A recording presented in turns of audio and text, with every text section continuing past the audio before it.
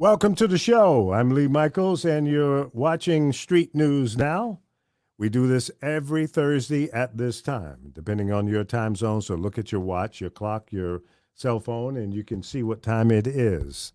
Just after 6 o'clock here on the West Coast. I thank you again for listening. Don't forget to like, subscribe, and share, and tell your friends about us, okay? Thank you very much. See how easy that is? It's painless. It doesn't hurt either. It doesn't cost you anything. It's free. And we have a smashing show tonight. We got 5 out of the 6 guys ready to go, and maybe the professor will join us shortly, but let's bring in the team. Welcome to the show, Chris Bass. Oh, boom, shakalaka. How you doing, my fearless leader? How you doing? I'm rocking, jocking, and finger popping. Yeah, man. You got to go back to saying, hey, it's Lee, baby. You see, only the people in certain markets around the country or certain cities around the market would understand that because, and it all started in St. Louis. Mm-hmm. I was the youngest guy on the station at the time. And now if I were on a station today, I'd be the oldest guy. But so they called me the baby on the team. So that's how Lee Baby came about. And I guess I had a certain swag to the way I was saying it. It's me, Lee Baby, or something like that. Mike Love can do it better than me. So when he comes in, he can play around with that. Nice. Dr. Ron, welcome to the show. What up, though? How you doing, brothers? We're good. We're good. We're doing ready. good. You ready? Always. I'm always ready. All right. I know that's right. Mike Love in the house. This is me, Lee Baby. Music 16 KATZ. See, I don't even remember saying it like that, but I think he nailed it. Yeah. and Mike is in rare form tonight, as usual. I'm not. I've been doing my normal thing. Don't ask about that. No. We don't want to bring in. All right. Okay. Just bring that in. No, that's in the green room only. Thank you so much. And Bucky, what's up, Buck? He said Music 16. You know that was a long time ago. Damn. That was an AM station, 1600. Powerful. Yeah, right. Very AM powerful. You know what they did on the Sweet 16 day? What? They gave away $16 in cash. Sweet 16 day. 16. That was a lot of money back in the day. Music 16 KATZ. Back then. Yeah, Sweet 16 day. You know when Sweet 16 day was? No, I don't remember. The 16th day of the month, you crazy idiots. I think you're right.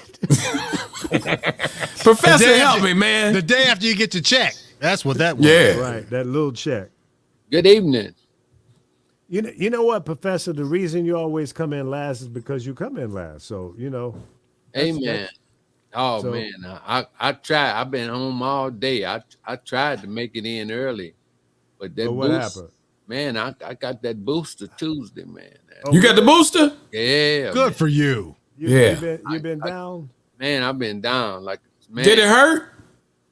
Well, the pain is gone. It's just that I'm tired. What about the thrill? Yeah, no, that's still there. All right, just checking. Just still taking that thrill pill. Yeah. Oh, man, just because of the thought, man, because of mine, I got that Pfizer, So I heard that. So anything that Pfizer, that Pfizer represents the blue pill, So Hey.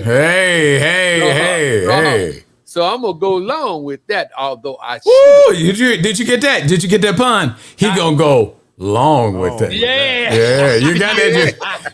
Did you get that? I didn't want you to miss it. He gonna go long. I'm still trying to figure out what that blue pill is.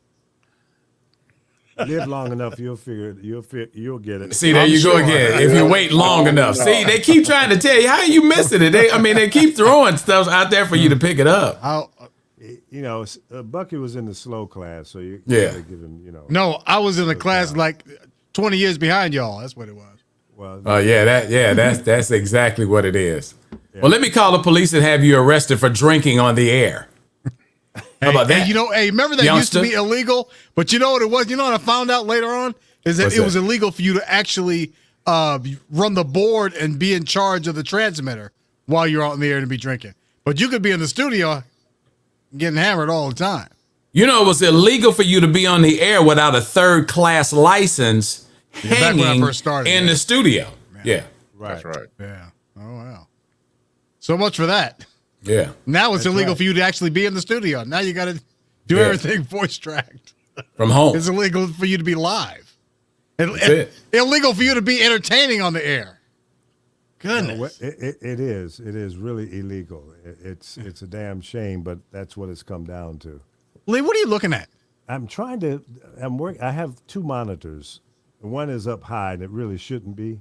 Apparently. And I'm trying to do something on that screen, and it's not working for me. Okay. Public. I'm trying to share something to Facebook here. It's like you see a ghost up in this. Are you getting the same thing? Because I tried to share, and then you get like this one with the green and the SNN, Yeah, but yes. and it's not showing the video.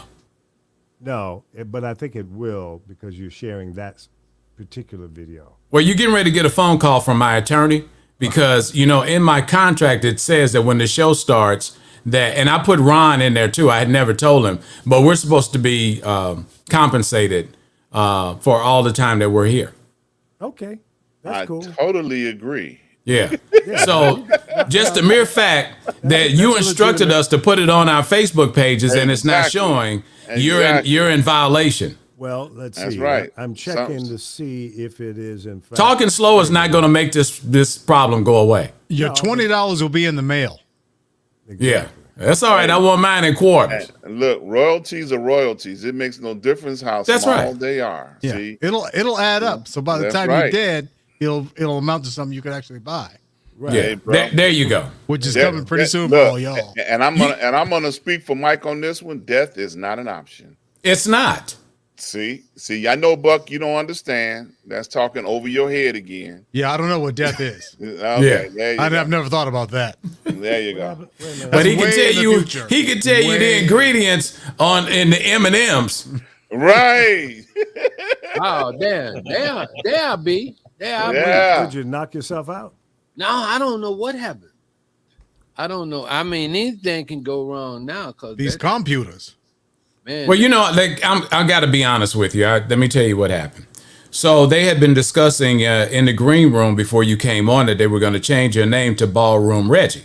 yeah, all And right. so Lee had taken you off to change your name and take the professor off, but we weren't able to get the Chiron Man, thing to put the oh, stuff boy, on there. There you go. But look, and then too, like coming up on these Thursdays, man, I gotta, on the week, depending on when I have to like do the board at church, we got the Yamaha PM7, Shut up. Yeah, I mean PM10. We got Big time. we got the PM10, and I mean, if this was an old analog board, I could, but I want to be right. So Thursday is Thursdays is gonna be choir rehearsals, and then I'll be coming in like at 9. No. Wow. You know what you do, Professor. And that's fine, by the way. No, you tell the choir to sing louder. They don't need no PA system. Oh, amen. No, Just sing loud. I'm doing the TV sound. So. Oh, TV. Okay. Yeah, I'm doing All the right. TV and the stream sound. Now you can tell that the spirit is in the air because you worked your way up to an FU, but he I couldn't totally say it. avoided it. I couldn't say it. Yeah, he couldn't say it because he was talking about his church home. Yeah. Because you was gonna get a FU, but he totally avoided. And you know what? I'm so proud of you, Professor. Thank you. I'm Let's touched. give it up for the professor. Yeah, I'm touched by Watch that. it. Afraid of mouth. that lightning bolt coming down and hitting him Yeah, on the top of his head. You know since it. you're talking about church, Professor, tell them what mega church you're at and all of that so that we can get a shameless plug in for the church. Oh, Right. For both of the people that are watching, it's important. well, amen. I go to the Apostolic Church of God. My pastor is Dr. Byron T. Brazier. Which is Amen. the son of Dr. Brazier. Yeah, son of Arthur M. Brazier, whom when I went to the church, when I had my epiphany to be, with God, as soon as I became a member of the church, the chief engineer came to me and said, "Your reputation precedes you." and he walked me directly to the television studio And put you right to work, huh? said, "This is where you're gonna be." Nice. He said, Nice for free. he said this. It- He said, "This is that where." was a sucker hookup. Yeah, but that landed me as an audio instructor at Howard University.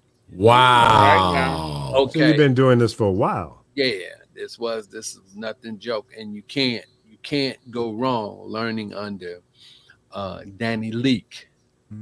He was a professor at Howard or at the church? No, he was one of the renowned producer mixer guys in Chicago.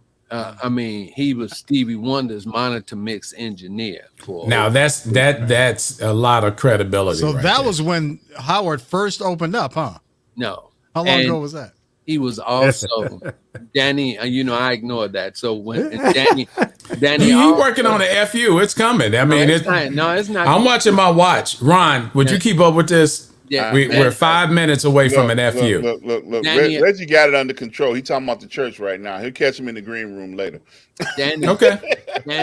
Danny also was the recording engineer for Janet Jackson, Willie Nelson, Wow. Sting. You could go down the list. He was one of the few Black African American engineers that were ever hired by Europeans. Wow, Yeah. incredible. There's two engineers that mostly the European or the Caucasians they referred to. They referred to him, and they also referred to Dr. Dre. They give Dre all the props in the world for being an engineer, but Danny was pre that. He also did one of this. He recorded for just about everybody. You know what? Somebody told me. No, I was watching a YouTube video. It was a hip hop producer who the title of the video was "These are secrets that most people in hip hop don't want you to know." And he was saying, he said, most of your producers don't know jack about music. Period. He says, you know who does all the work? The engineers. And I Danny, was like, wow. And Danny was a remix engineer. Kanye West took his first album to him, and I think it was School Dropout, which he recorded at Chicago State University. And it was only 3 tracks, 3 or 4 tracks. And Danny looked at it and said, "What you want me to do with it?" Kanye said, "I don't With care." this little bit of mess. Yeah, and then Kanye said, "I don't care, just fix it." And you know what? Make it- make and it- as make crazy it- as Kanye is, or appears to be, because I think it's an act. No. There's just no denying that he is just a musical genius for real. I- Whether I you see- like him you know, or hate him. I don't. He's not in that bucket for me. Really. Yeah. He is no different than a lot of other hip hop artists out there that will sample something, and either he or somebody in his crew is smart enough to put that shit on a track and make it sound good. But that you know is what? You not listen just, to that's not genius. Listen to some of his early work. I mean, to me, I think he's a decent musician too. He What does he play? doesn't use all the samples. He plays a lot of stuff too. Off of a sampler, a keyboard. Off He a plays the keyboard. Kardashian. Right. He got Yeah. He played rides there. that. But that doesn't make I ain't you, mad at that it. doesn't make you a genius. She's I mean, Okay. I call Stevie Wonder a genius. He can Absolutely. Hey, He can play instruments. He can Yeah, that's sing. true. He can That is write. He true. can arrange. He can produce. Hey, but you know what, That's though, genius. Lee, you can't take away the technology from today's younger artists just because they have it. You can't say, well, they're not geniuses because they have this technology that wasn't around back when Stevie Wonder was. Well, was okay, first okay, Oh, okay. boy. I'll give you that. Can you imagine if Jimi Hendrix had the technology of today? I know exactly. Can you imagine I if know. they had that at Motown Crazy. or Philly International or Crazy to Atlantic, think, or right? even Muscle Shoals? Whoa. Can I ask Ooh. one question? Can you imagine? Can I And ask? see, one Buck question? don't know nothing about Muscle Yeah. Shoals. That's He over don't his know nothing head. about it. But, Alabama, baby. but I mean, I know just where not- it is, but I mean, Do I you don't know for 10 years, half of all the music on the music charts came out of Muscle Shoals. A bunch of country white guys Yeah. Oh, producing most of the R&B, rock, and everything, country, all Yep. kinds of music, every get away out of genre. here. Are you No. serious? Dead Muscle serious. Shoals, Alabama. Yep. Check it I out. did not know that. I lived in Nashville is the Alabama. Nashville is the music capital of the world. I did not know that. Wow. But Muscle Shoals, clearly, I mean, there's some No stuff question. that came out of there that was incredible. Really? But Everything. let me say this, and I apologize for jumping in front of you, Lee. Buck, Yes, sir. the talent of Stevie Wonder versus a Kanye West cannot be in a conversation. Well, I also agree. consider the fact that he's a lot older than Kanye. He had a lot more It time. has it has nothing to do with age. It just kills me. It just kills me that the present always forgets the past. That kills me. No, they don't. Where is not where always. is- where Not is always. in There's a respect. reality? There's Where is in respect. reality? The present always contains the past. I mean, I can't. You know, had Hey, it listen, not been for Stevie, there would be no innovation through Kanye. Stevie was the but first ask- one to use the Moog and all that technology that was coming That's during right. this time. Right, but just ask some of the young artists. They have respect for the old guys. They don't say, Li- "Oh, li- hey, Stevie Wonder ain't shit." listen, They don't listen. say that. Now you know I'm gonna get into a conspiracy theory on that. The reason why they're making so many young artists because it's easier to make money off of them right now. And it's easier right. for them to make music too, and that's why Yep. there's so much music coming out. Yeah, know- production cost is a lot less now. A whole lot less. I mean, like Yeah. minuscule compared. And then you got cats like Master P, you know, doing his guerrilla marketing. And once he made big money, they sucked him up. And so that gives everybody the pipe dream to think that they can do that. He made so much money. Wow. But let's not skip over something that you just said. Hold on, Chris. Sure, go ahead. You cannot use sampling as a talent. And most of the music over the last 30 years, outside of some pretty renowned artists that have come past us, have sampled the majority of the music that they've made. Well, yes and no, because for a while, a lot of the original artists fought back against sampling. So a lot of the musicians would just replay it's not being Would replay talented. it. Huh? It's not talented to sample. Dude, are you kidding? How do you think most musicians got to be good?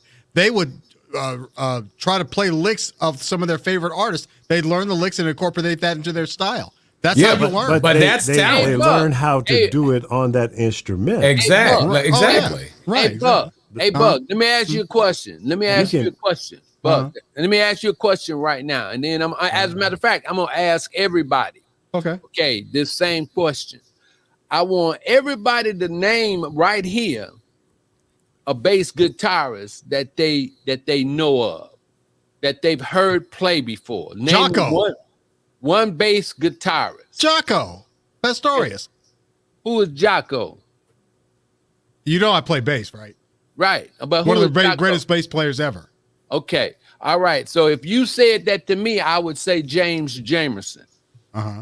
Or Bootsy Collins was another. You know, I was gonna say Bootsy. Rick James is another great bass player. Yeah. But I would say James Jamerson, Motown's bass player. I would say that. See, Badass. we have a tendency to push legacy up under the rug. That's why we can't never go nowhere. Cause we steady pushing legacy up under the road for the new. And we always get used by the new. And we don't learn from the mistakes that we've made.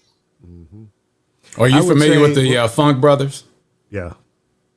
Buck? Yep. No. No. Okay. Okay. And then What Who are about the Funk Nathaniel Bates?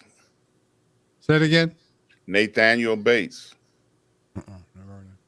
what about These Verdine White? Oh, Right. He used to no, make- you didn't go with Verdine White. And the Yeah. person who taught Verdine White was Louis Satterfield. Now that kind of stuff, information that unless you're a musician, you don't have that with the music today. Now, which one of the brothers Johnson played the bass? Lewis. Was it Lewis? Lewis. Okay. Yep. Now, one of them and passed they away. think- Was it Lewis or George? I think Lewis passed. Lewis. I think it was Lewis. Lewis. Yeah, Lewis people used to but- confuse me for one of the brothers Johnson when I had hair. Yeah. And they had would hair say Damn, that. how long ago was that? Shit. 40 years ago. Okay, well, I was gonna say it was 50 years ago, but that's okay. Yeah. You I know, said you- when I had But hair. Nathaniel Bass was Stevie Wonder's bass player for so That's long. good. That's good, Buck. You snuck that in there, didn't you? Yeah. What? and the Whispers bass player is still playing with them. I can't remember his name, but he's still playing with them. And Nobody then even trips off a bass anymore. I mean, because a lot of it's That all was a shit for me, keyboards. man. A lot of it's all keyboards nowadays. Like whoever Yeah. even thinks about bass. Yeah. Okay, but like I said, with me, it's just like it's just like us being jocks, right? Or us being in radio. Each one of us can name at least 2, 3, or 4 personalities that we knew of when we was coming up. Right. That is not existent in the present generation because of technology, Buck. That's true. How can you hold on? Buck. How can you even make that statement? Do you know every single musician coming up now? Now, Hell There no, aren't you any. don't. I didn't You say can't make that nothing about blanket statement. Come musicians. on. I'm talking Come on, about. that's I'm bullshit. talking about, Buck. No, I'm but, talking but, about but radio there aren't any personalities. that you can talk about today because there's no real musicians playing anymore. That's what They're starving. That's what I'm talking about. And Buck, and the same thing with us radio personalities. No Reggie Miles. real musicians. Like, where do you get other that than from? than live on stage? If you are in Earth, Wind, and Fire, you have musicians on stage. Chicago Okay? But musicians a lo- on stage. Exactly. If you are a hip hop artist, you might have a DJ up on a stand, but very rarely do you see anybody even playing a guitar. 2 turntables and a mic. 2 turntables and Okay. a mic. Now, Yeah, hey, yeah, now, 2 hey, and a mic. And I'll some give lights. I'll give it to you that hip hop performances have a lot to be desired. Like almost no effort into their stage presence. That's right. But Unless every it's- once in a while, you'll see one come along. Like there was a concert when I was at PGC in Washington.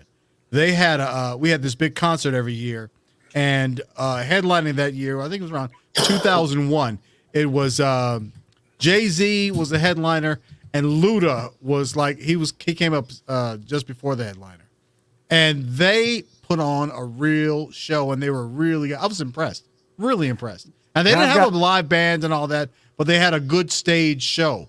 Yeah, well, But, they have man, to. They most have of to do them- something visually, or Yeah, you but know, most of videos them- or smoke, fire, and whatever. Right. I've got another. We have Hammer another time.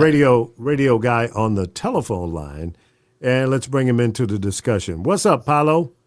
Y'all gonna talk? You gotta go to Rubber Hand Man Bill Sharp. The Rubber Hand Man Bill Sharp. Who don't know him? I Y'all don't know the name. off the top I of don't my know who head. that is, Apollo. Damn, y'all talking about bass players? The Rubber Hand Man. Y'all don't know who the hell that is? That sounds No. like something out of pornography. I mean, I'm just saying, but you could be right. No, that, Like somebody with a and- condom and- on his and- left hand. Right. No, exactly. you, Jay, when we hang up this phone, I bet Professor Griff know who he is.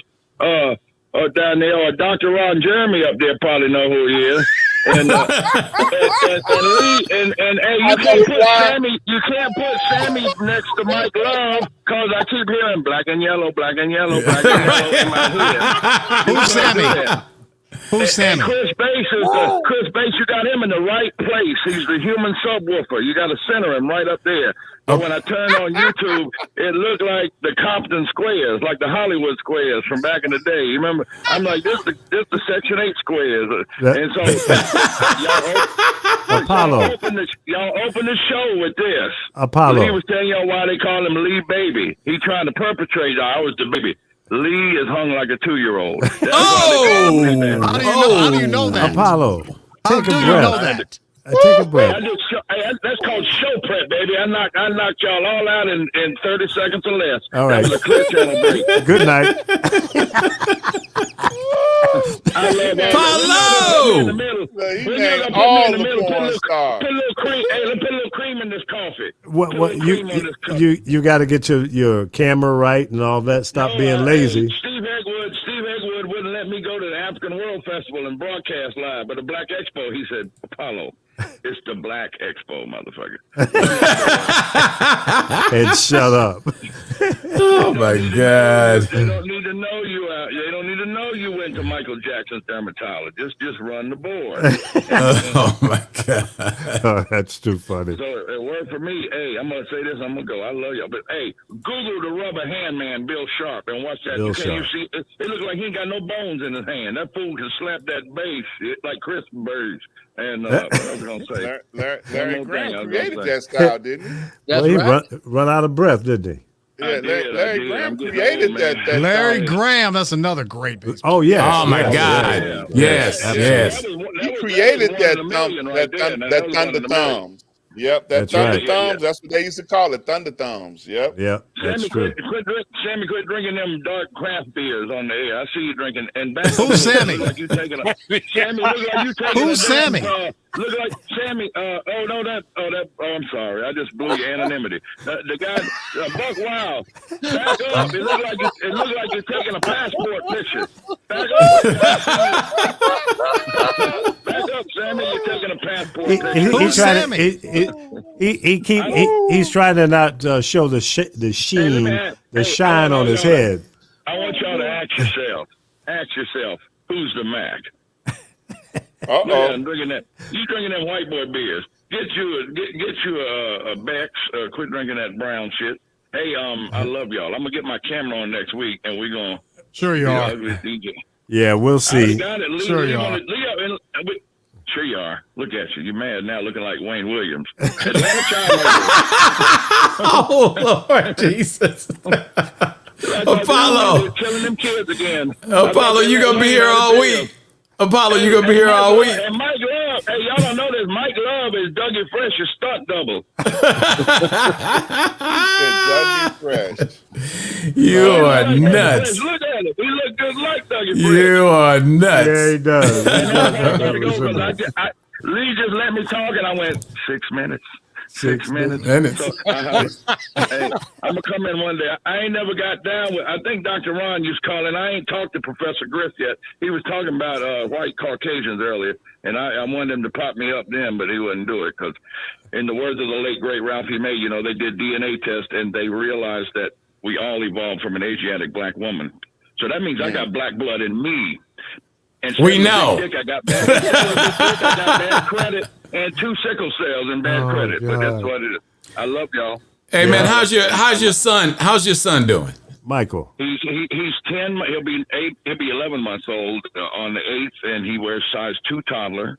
And he's walking and he's talking. I think he's going to be Pentecostal because I can't understand shit he's saying. I think he's. Oh man. Tell him to learn how to speak English.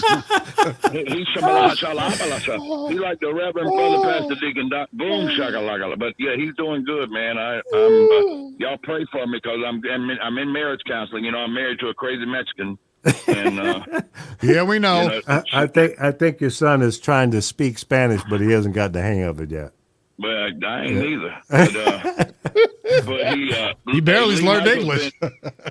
Lee Michael's been my life coach literally, and he starred in this movie before. Lee, you helped me a lot, and hey, this I had a black wife, I got a Spanish wife, and the words, hey, my bedroom like the United Nations, ain't a flag that ain't. Good night, Apollo. Hey, Chris. Yes, sir. Hey, that's my brother right there. I love that boy right there. Look, Chris. Let me hear you say, Chris. Say, show you right. Show you right. Hey, y'all get him a wheelbarrow to get them things up out of there. I'll talk to y'all. All right, man. All right, man. We love you too. Apollo, yeah, man, that's my brother. Hello. Woo. But he never takes a breath. You ever- Never. Did you notice that? No. Imagine doing a morning show with him. He's like, "Look, we ought to do a morning show." I'm like, really? I'll see you in the afternoon. Yeah, the ultimate imaging guy. He one of my favorite picks. I've used him in a lot of work and happy with everything he's ever produced for me. And listen, if you don't know who he is, he's white.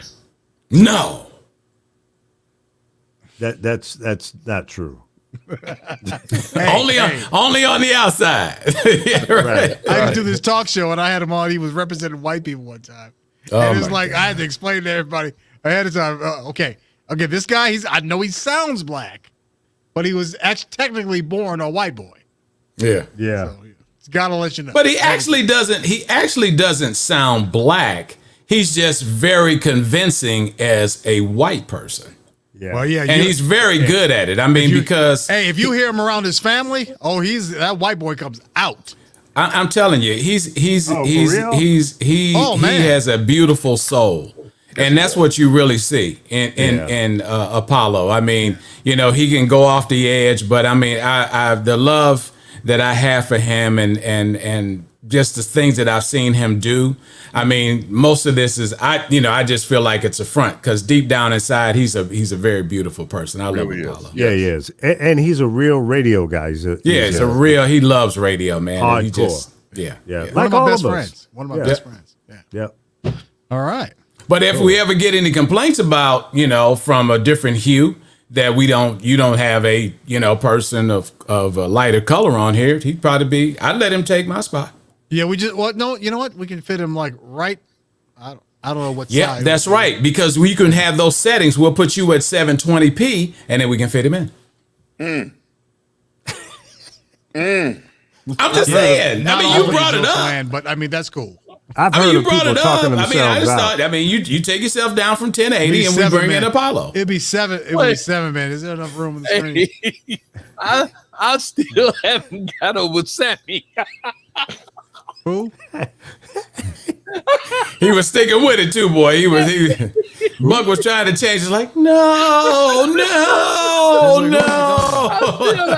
I know Buck. That was but I was like, who is it? Who's Sammy? And Buck went in his white voice. He was like, who's Sammy? Who's Sammy? Poor fella. Okay, maybe now we can talk about something that people care about. Okay, there you go. Okay. All right. Let's go to Chris. Chris, start up with the serious talk. I don't want to now. I don't want to now. Here's some serious music for you to get yourself started. Nice. How can you be serious and coming behind that? It's It's a hard one. He screwed it all That's up not for you, huh, easy. Chris. Yeah, that's not good. Damn it. All right, so here we go anyway. So Alec Baldwin's daughter, Ireland Baldwin, comes to his defense and slams Candace Owens for calling the shooting there on the set of Russ poetic justice. Wow. And yeah, it gets deep. So when you look at the dichotomy of what's going on with Russ, as we know, right now it's indefinite pause. It's continuing investigation. There's been an outcry for improvement of safety on film and TV sets. And we also learned that multiple misfires were happening on the set prior to the death of cinematographer Helena Hutchins and the injury of writer-director Joe Keaton. Who did What the that? hell was that? That wasn't me. Okay. All right, put your hands together. All right, so the thing about it, and when you look at how people coming after this, first and foremost, it's a tragedy, to say the very least. But when you look at people like a Candace Owens and like our former president, 45, coming after Alec Baldwin. Now, the thing about Alec Baldwin, and all of you know, he imitated Trump on Saturday Night Live, did a very good job, really, for years. But apparently, the former president has a very thin skin.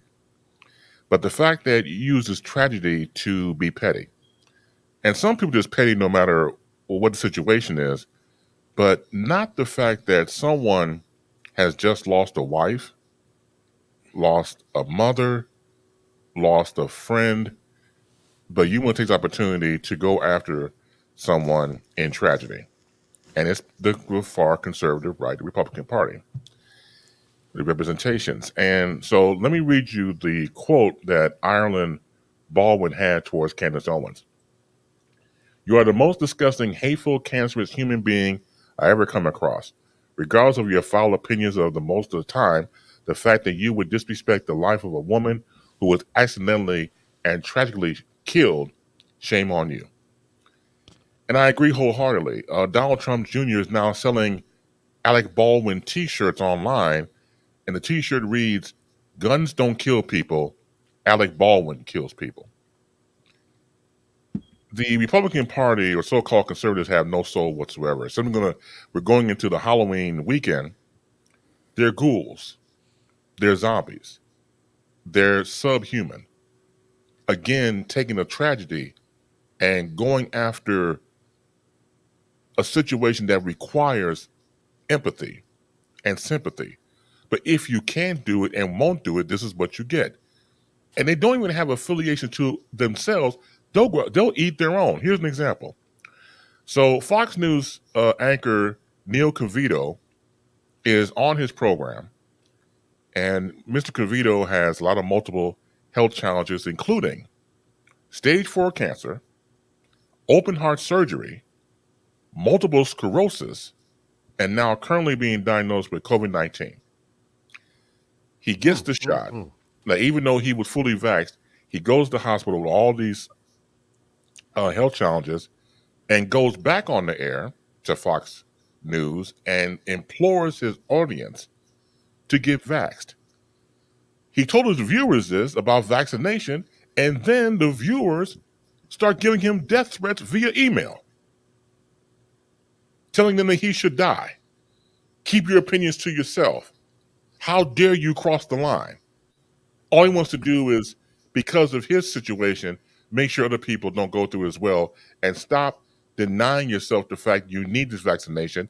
He's telling his audience, and his audience did a 180 on him and turned on him.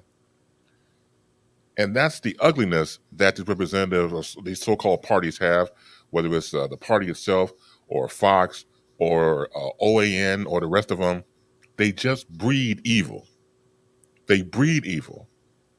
And if you are a part of that, what does that say about you?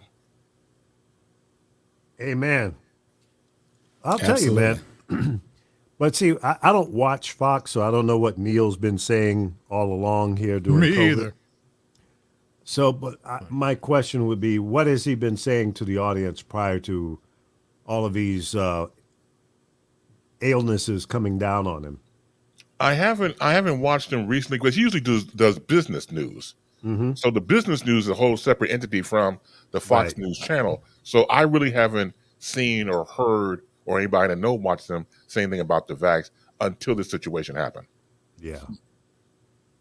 You know, Crazy. be honest, I don't even know why we even give Candace Owens any breath, any airtime. It's like, why? The only reason she gets any kind of airtime is because she's black, saying these horrible things. Otherwise, no, meaning, you know what I'm saying? A black person dogging out the Democratic Party. Otherwise, if she was a white girl, we'd be like, who cares? Nobody would care. I just, you know, she wouldn't stand out. No, and she's a disgusting human being, and I don't know why people give her the time of day, other than the fact that, we got to. It's sort of like Stacey Dash. At least Stacey Dash, when she was saying all that bullshit, she was fine, you know. But Candace Owens, Yeah, it's crazy. Mike Love looks better than Candace Owens. Thank you very much. I told you, Ron, I'm beautiful. Well, y'all used to work together in New York, so I'm not going to ask what happened. Who, Candace and I? No, you and Buck Wild. Oh, we had a great time. Oh, yeah. Great time. You know what's really crazy about, you know, the follow the leader mentality? Professor, don't encourage it. What are you giggling about, Professor? Anyway, don't lie. Let's not even talk about. I'm being cool. I'm just going to be cool. Yeah. I'm going to be cool. Thank you for that. Be cool. Yeah. You know what's really crazy is when you follow someone and actually what you're doing is working for you, but at the same time, it makes you look like an absolute idiot. I don't know anything about Candace Owens outside of what we've seen her on television and what she says. I don't even know what she believes in or what she stands for. But the trickery in this situation is to go against the grain and become popular. You know, and I call it TikToking. Mm-hmm. Yep. You know, and so anybody can do it. That's what it is. It's TikToking. So if you go and you do this, you get attention, and the rest is history. And somebody, somewhere, sometime, someplace is going to try to pay you or get you to do something. I mean, this woman is getting something like $10,000 for speaking. You know, so in all honesty, I can't say it was clever or how smart it really was, but she capitalized on something that she saw another person do and said, hey, why not do it and make money? There's no excuse. Well, she was Absolutely. willing to pimp herself out. you Yeah. know, Exactly. and being sensational and against the norm or the grain Right. makes you stand out in that regard. But Yep. see, I could never ever do anything like that. Well, because you have what they call integrity. Yes, yeah, you What- you got to have that. Well, That's the Well, way I no, was you ain't raised, got at to. least. You ain't got to because Well, she ain't that's got true. it. That's Well, true. You ain't got to. have you all noticed, in the large scope of things, that it seems like there's only one pundit, one black pundit at a time. Well, Yeah, well, there's not a lot of Hard to room, find. Come on now, Professor. I mean, the space is kind of tight. mean, they but- don't give you a lot of room to work. There ain't a lot of elbow room. But have you ever noticed that when one falls down, they replace them with a new one? Yeah, and another only one that pops up. It's only that one Negro gets that spot at that Yeah. time. Just you like know? just like in the Churban stations back in the day. Remember the white stations that play all black music? They have all white boys all day long, except for one. They got one Negro, be one in the morning show or one in late at night, and that's it. The rest of them all white, but they do have that one. Gotta have Yeah. a token. But Part of the only one. FCC And rules. would you all believe that? Would you all believe that some of us are fighting for that one spot? Yeah, a lot of Yeah, it. yeah, Because It they were great pays. stations. It's a paying job. And they were great stations. Like it goes back to Professor's favorite person on Fox News, Leo Terrell. Yes, yes. So Leo Terrell will have his spot on Fox News. Okay, it's 45 minutes to Terrell. Then you see him on 45 minutes later during the top of the hour. Around the top of the hour, he's about to do his thing and go to the next hour. So you look at your schedule. Okay, Leo Terrell, he's run out. Who's next? And they pass the black token baton. to the next person. I can't stand him. Oh goodness. I Yeah. had to look up see who that was. I'm like, And Juan, I think Juan is put out of the Fox News house because I think Ron Williams. Yeah. I think Juan, they got mad at Juan because He tried to go independent. yeah. Yeah, he tried to go independent. Like, no. Yeah, he knew that it was just going a little too far, and he couldn't continue to ride on that train. Yeah. Right. So he's trying to redeem himself a little. Yeah. Yeah, especially But wait a minute, isn't he running for what? Who's the guy that's running for governor? In Well, that's over. yeah, right. That was a Larry Elder. Larry Elder. Yeah, Larry. Yeah. Yeah, California. yeah. the Yeah. judge. But Juan had something to do with Eyes on the Prize. Yes. He was part of that. has anybody followed Herschel Walker try to run for Senate You know what though, man? in Georgia? I think it's a ridiculous thing, and now Trump's going to go down there and stump for him. Yeah. And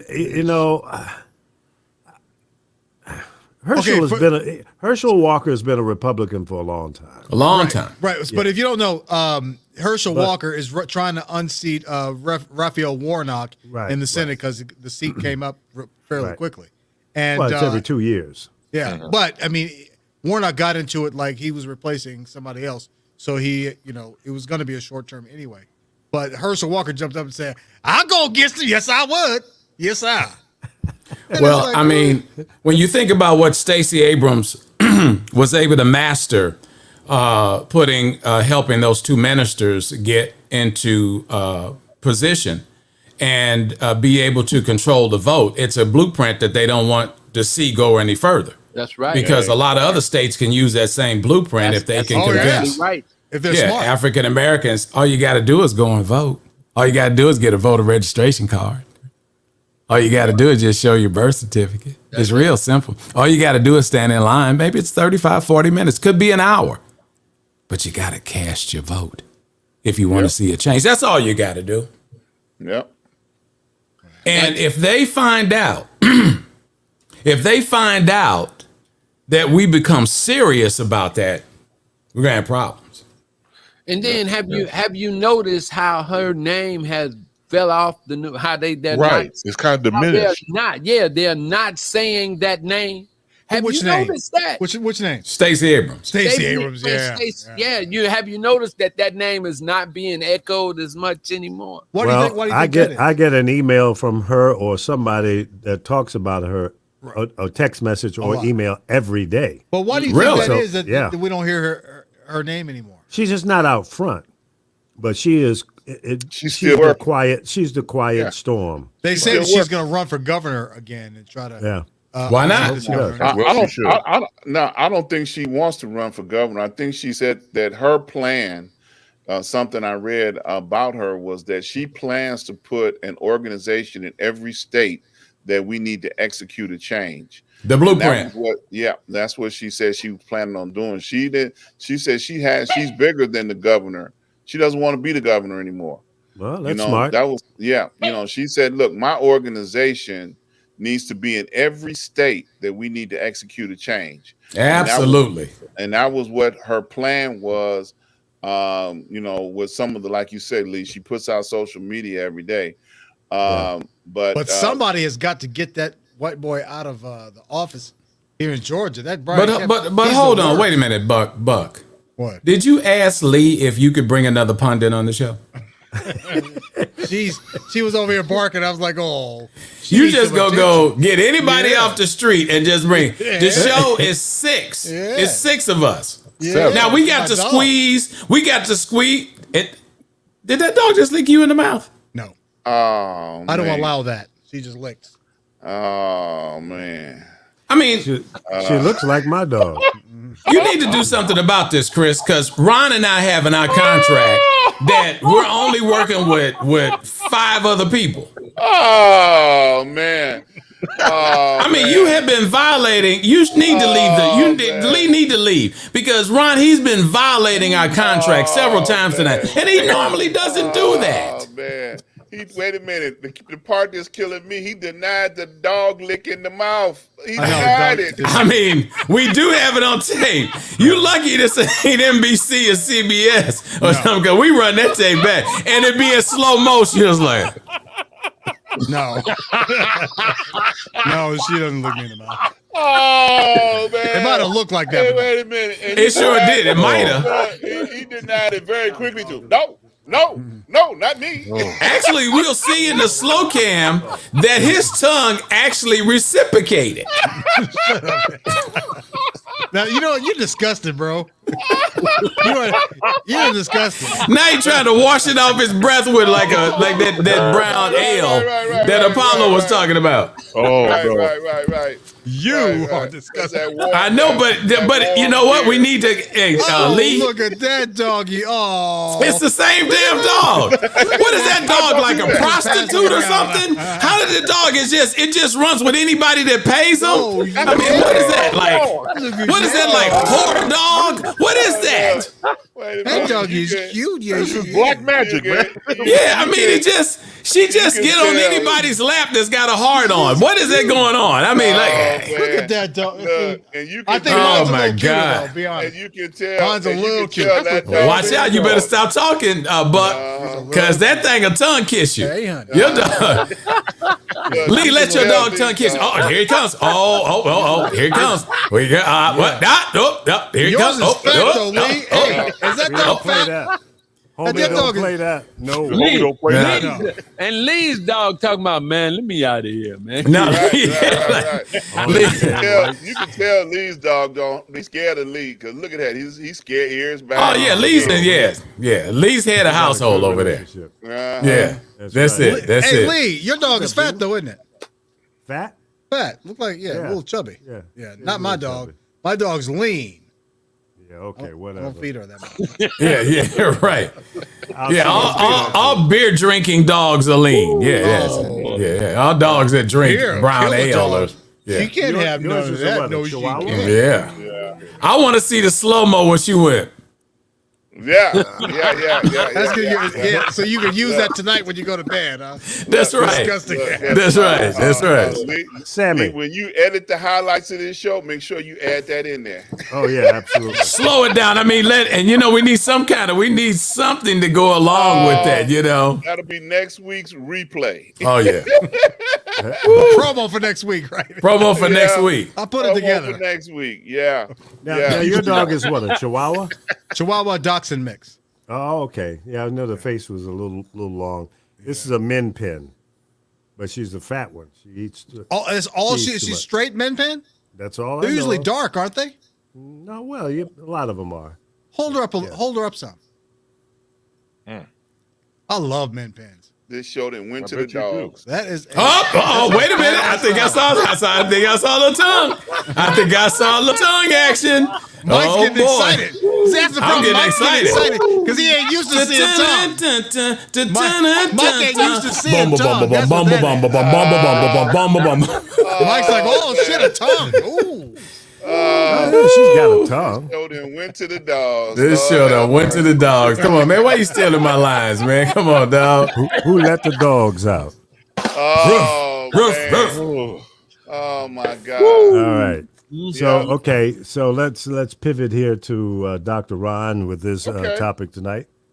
All right. Well, I've got a very long article that I picked up off the Washington Post that, we always hear bad things about, politicians and, they're always trying to figure out how to get richer and put more money in their pocket. Well, on this week in Chicago, the mayor of Chicago, Lori Lightfoot, for those that don't know, she was able to get her budget passed on this week for 2022. And it was a $31 million project that she put together. $2 billion of it in Chicago received from Biden administration, the rescue plan, and it got passed. But one of the highlights of this proposal was that they're giving 5,000 low-income households $500 per month. That's 5,000 low-income households, $500 per month. And the money that they're going to be using came a part of the pandemic strategy. So they're rerouting some of that money into that. But she got the concept and the idea from several other states that were doing this. It was something that was used in Stockton, California, as well as Ohio and other cities across the country, where they would feed money back into the poor people of their communities to try and elevate them to a place where they can do more as poor people than they would normally be able to do and rely on their regular income. So I thought this was a very interesting concept. There was a study performed by the University of Maryland. The proposal, like the one in Chicago, fed the purpose of reducing the willingness of people to participate in the workforce. Opposition of federal entitlement programs such as rent vouchers and food stamps have been waged for decades, but advocates like Tubbs said that today the climate has changed. Economic blows struck by recent natural disasters and the pandemic have proven that the economy does not work for a vast number of Americans. So they have done research and they have come up with statistics and numbers to show that these are some of the things that will be needed to help our communities go forward. And she got it approved. All the aldermen in the city of Chicago signed off on it. I'll be happy to put this in the comments section, this whole article from the Washington Post. But, my comment, do you think that this is going to be something that's going to be relevant for people that are poor, low income, going forward into the future? This This Chicago is one of the largest cities that is doing this project at the moment. It has not been adapted in a lot of major cities all across the country, but there are many places that are now looking at this because of what Chicago has come up with the idea of going forward with this and making this a part of their budget. So do you think this is a time that has come, or you think this is just a political stunt that's going to, fizzle out at election time? Do you think it's going to be something that's going to pick up and carry over? Well, I think that it could have some legs and continue on and grow, and maybe go to some other cities and states. But it just depends on how well it works. That's going to be the key.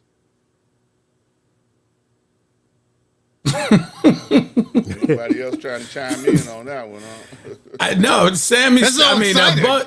This is Buck started shaking his head. I was like, he's like, no, don't do that. exciting. I was excited. The first thing I was thinking is, where's that dog at right now? Because he was getting a little excited. Sorry. Go ahead. Ron. I was enamored with Ron's short story there. Well, say something about it. Do you think people are? You lost me, dude. It was so long. So you were not paying off. attention as I usual. dozed off. I was trying. You had me for the first minute, and then after about 5 minutes, I was like, okay. Okay, I'm trying to figure out. Okay, where's the issue? Is the issue? Summarize it for us. There you go, Ron. Just summarize it real quick.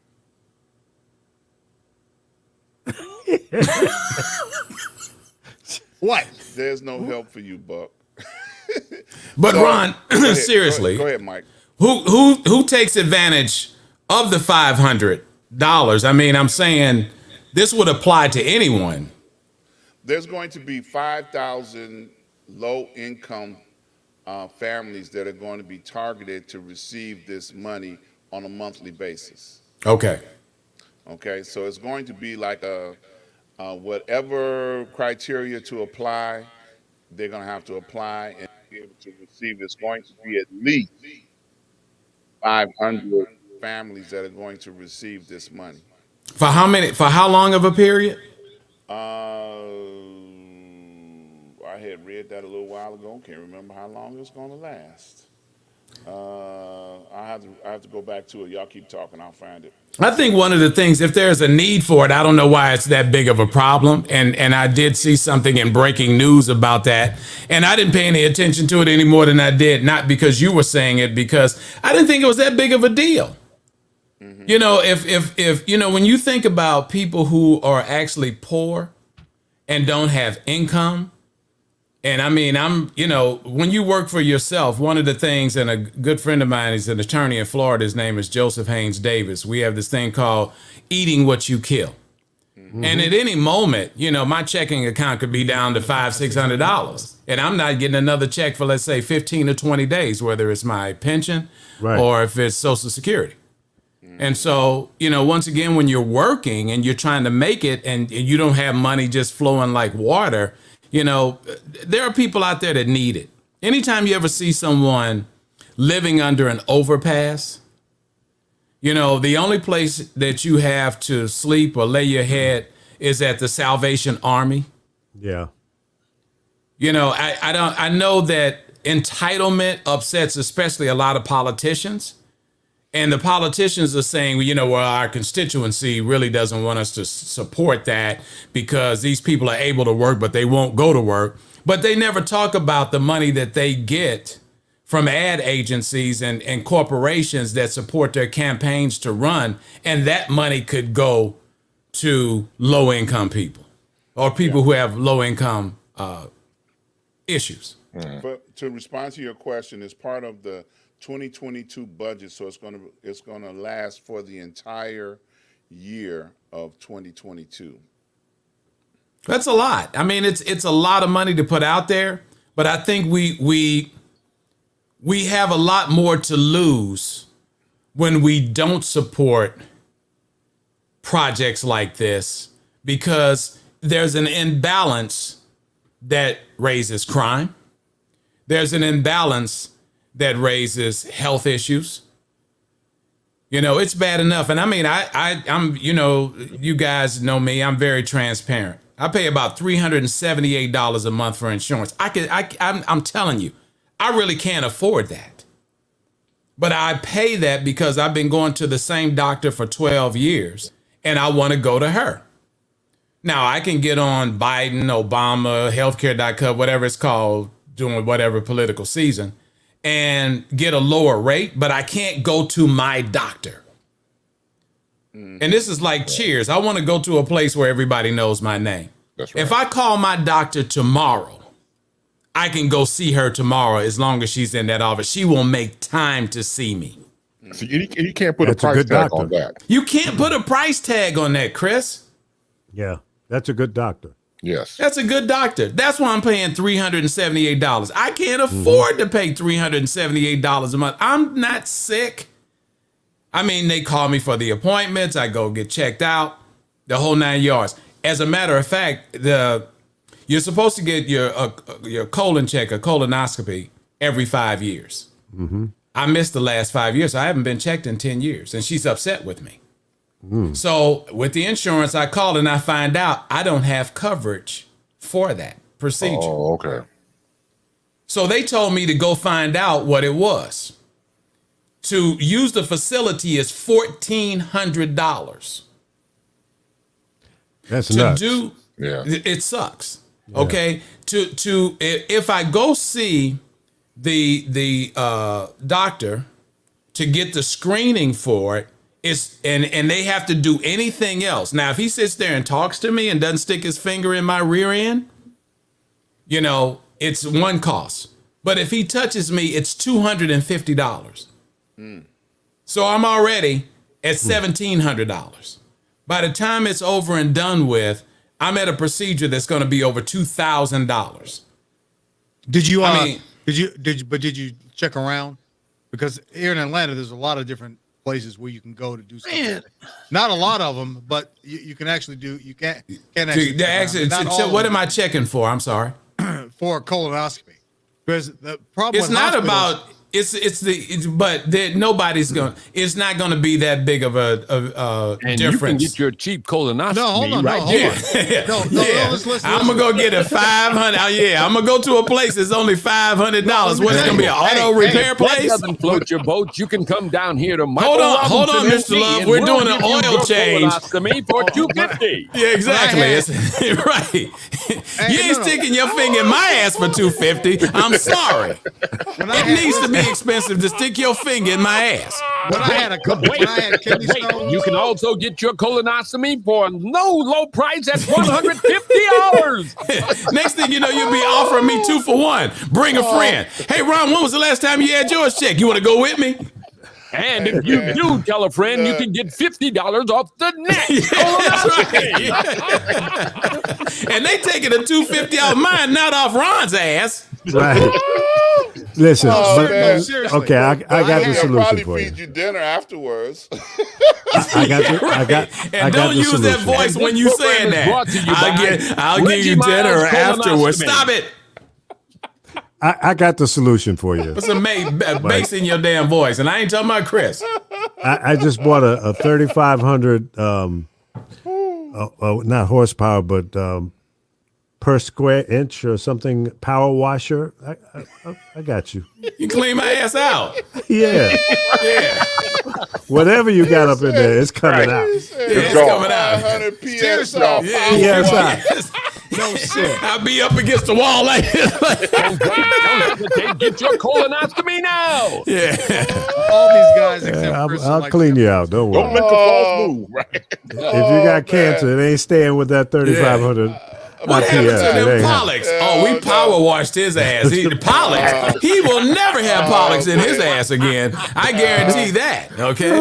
And you can't get that anywhere else but at Reggie Miles Colonoscopies.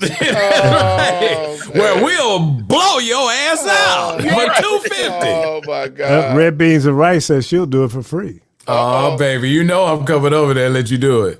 You know, I'm going on Red Bean. If you got a name like Red Beans and Rice, God, definitely she can go up in there. Wait a minute, you said He's what got a Chris really said. long fingernail. Chris said, Hey, hey, Chris. See, I'm like, hey, red beans and rice. I'm coming over there.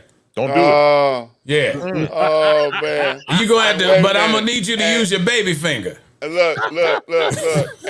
And guess what, Red Beans? She'll and probably Rice? claim she's got a little finger. So And Red Beans, he's gonna present a clean presentation too. And that's right, a claim. And then we already talk about this on the show. yeah, Clean presentation. yeah. I deliver a clean presentation. Okay. Now you can deal with this, or you can deal with that. He's been Brazilian waxed. That's what That's he's right. talking about. That's right. Tell all the secrets. That's right. Oh my God, Oh. that's Coming hilarious. to the stage. Where's the show going to World next? League Tour. I don't know. Put your hands yeah. together for clean. Seriously, if you girls That's right, for a done giggling, clean.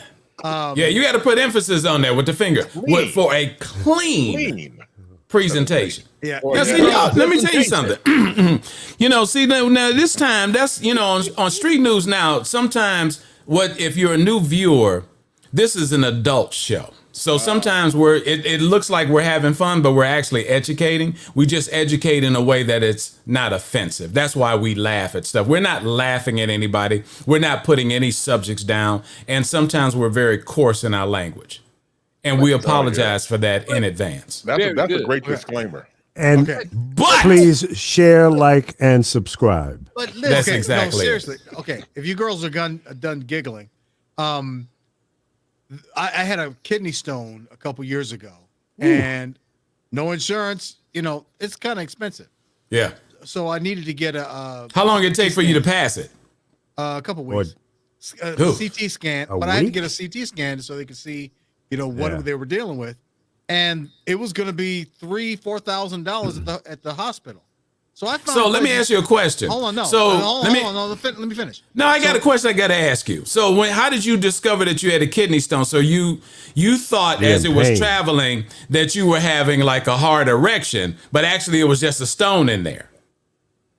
No, I had back pain, which seemed. Oh, like yeah, back pain. Okay, I was just checking. And a piss test showed that I had blood in my urine. So anyway, Wow. so okay. anyway, I I've to get had a them CAT 3 scan. times. Ooh, CAT scan, and I found a place that would do it for a couple $100. And so when I went back to the urologist, I was like, "What the hell is this? Why is the hospital going to charge me $3,000 or $4,000?" He said, "Well, hospitals tend to charge. Get this quote." He said, "Hospitals tend to charge 10 to 20 times what it actually costs. So with Absolutely. your colonoscopy, there's probably a lot of places that are not in a hospital that will do it for a hell of a lot cheaper. Especially you walk in with cash. Yeah. Look, y'all gonna make Yeah. me cuss. Please Y'all do. It's are coming. going to make me Please do. cuss. Y'all gonna make me cuss. A, do. B, I mean, C, D, E, F. Why G. why in the world do I have to start going here and there and everywhere to find the cheapest place when I'm sick? That just messes my head up. Good point. Understood. My cousin who lives in Sweden pays $20 a year. Yeah, because And we don't he want to get- be socialists. And he look, that's don't go there. Good point. And don't go there. But he is 88 years old. And they don't want to be socialists because socialists charge more taxes. They take 50% of your taxes. Don't go there. Don't go there. Because if I had a chance to pick and choose, I'm gonna take the one that's gonna keep me living longer. Let's go to Canada. Because for being without insurance, if I had to pick and choose, not just because in it, see, Take your time, brother. Don't Take your cuss. time. I'll cuss. Oh, Gus. It's coming. just because, we get, some of us get so entrenched in propaganda that this blank is so great here. If that be the case, why in the blank are we still blanked up? You Fucked blanking and right. fucked up. Yeah, fucked up, man. Yeah, thank you, babe. Chris. You're welcome. Thank you, Baze. I needed a Because I couldn't say translator. it. I wanted to say it, but it would have been with such strength and vigor. I had to be You would have cool. scared the audience off. Because I know I'm talking to Sammy. So I'm Who's this Sammy, you guys? Is he a ghost in the room or something? I don't understand. That's your dog. Oh, Yeah, that's a good one right there, Lee. That's genius my right dog there. is named Daisy. But listen now, listen. Sammy They Daisy? They were talking about now. Maybe y'all can explain this to me, but they was talking about this public option with this health care. Right. Now, is that socialist, or will that make sure that all of us get the equal amount of health care? It's called entitlement. Yeah, and then the cats that's talking about no health care, right? Or they don't want stuff to be as some of us describe as socialist. They got the greatest socialist medicine up there. That's what. Come on. You're right. They got The guys that are voting against it don't have to worry about it because they got the best health. They got it. Yeah. My response to that is, I want what you have. That's Exactly. Right. That's right. We elected you. That's right. Why is it that you can have something that we can't? We have? can't have. And then Well, we got our own people saying, well, yeah, that's socialist. Come on, man. And you know what's funny though? A lot of jobs now have reduced the employer's health care to where it's really crappy. Whereas one time 20 years ago, if you had a job, you probably had good health care. Now Not it's like necessarily true. they've cut it down so badly. It's like Only, What is this? only, Or they make if you pay was for it. working for the post office. You had only if Right. you That's had right. them Or good- either you're a fireman. Yeah, and you had them one they of have them good they have government health care? jobs I didn't know that. No, they got good pay and a union. with civil service employee benefits and stuff like that, and they cut that out in '75. But see, one of the things that you got to realize, Buck, is that the medical industry has been making millions and millions of dollars off of its victims for a very long time. Absolutely. If that's you true. were working somewhere, you paid into what they call benefits, okay, co-pays. We're going to pay $1, the employer might pay $2 in order to have Blue Cross and Blue Shield. Yeah, I call them by name because at one point in time, they were supposed to be the best thing, going they used to be the bomb back in the insurance industry.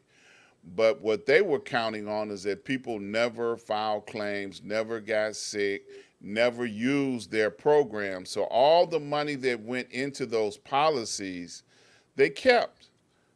They used that money to keep growing bigger and bigger and bigger. But they're not, see, people, when they go apply for a job, well, what kind of benefits do I get? Okay.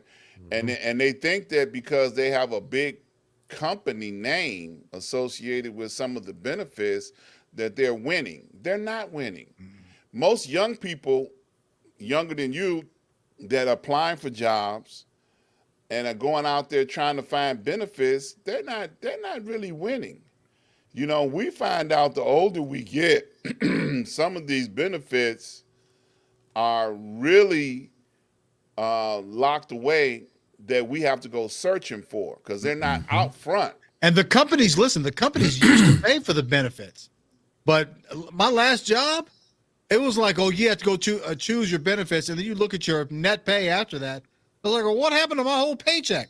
It's because they didn't pay, the company wasn't paying nothing. You had to pay it completely. They go, well, you get a better deal if you get it through us. It's like, really? No, not necessarily true. And then don't file a claim. I promise you. You'll find out how poor your insurance really is. Yeah, I said that. Yeah, And it was Blue Cross. I'm like, I thought Blue Cross was supposed to be the bomb. I was excited. Blue and Cross. so many Blue people Cross? have been And it was whack. have been brainwashed to I have believe Blue that. Cross. I have but a they're Blue not Cross. the best ones in the game no more. I don't know. They have they have different policies too. Think about that, Lee. Yeah. You choose what coverage you want. And the HMO, more coverage you got, PPO, JMO, I- LMO, SOO, and right. YOO, all that stuff. Why is it so complicated when I get sick? Because the people who are making decisions don't have the gold cross. Yeah. Yeah, man, you know, I mean, they gonna get my money either kind of way, and then they gonna keep me sick. They're not gonna get me well. Exactly. Yeah. Mm-hmm. But then Exactly. it's competition amongst the pharmaceutical companies to make sure which one gets on board to keep you in that position and never to get healthy. Never to get You healthy. just said it, Chris. The pharmaceutical companies, they are really bilking. Now, here's the interesting thing. Say you don't have any insurance, because I don't have any insurance. And I go to get some medication from CVS. So I go to CVS. There's a cream that I get for my psoriasis, right? It's a 60-gram tube. I get it for like $40 from its online pharmacy. Out of curiosity, I called over to CVS just to ask how much it would be for CVS. $120. $800 for one tube. Dang. And I said to the girl on the phone, she's a young black girl. I'm like, you know how much I paid for in the online pharmacy? She said, how much? I said, $40. She said, well, this is how much it costs for us, sir. I was like, that is some bull. And you know what it is? It's because they're trying to bilk the insurance companies. Because the insurance companies are the ones that paying that kind of money. I mean, You need to be able to use that cream for different applications. yeah. And that's capitalism. So it's cool. Yeah. I mean, that's what you holding You the sell power. it out. But if it wasn't for healthwarehouse.com, hey, Lube.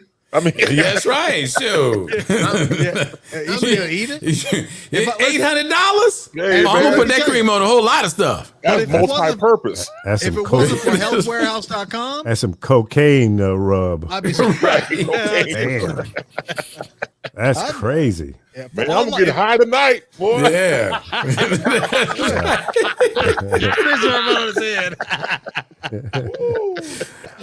The medical absolutely right, man. industry The has been cost- raping us for a long time, man. Yep. They really have. Nobody And they can don't do it in afford to other get countries. sick. By the way, other countries is not like that. Socialist countries, they don't do that. But Even Mexico. That was one of the reasons why why Obamacare targeted trying to affect the medical industry and make the price of medical care more balanced. Mm-hmm.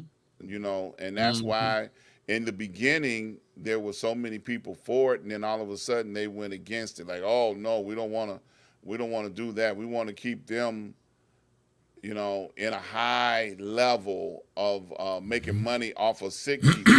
You know, it's like people that go through cancer treatments. That's capitalism. But Yeah, guess who cancer has the most treatment. powerful lobbyists in Washington? The insurance companies and the pharmaceutical companies.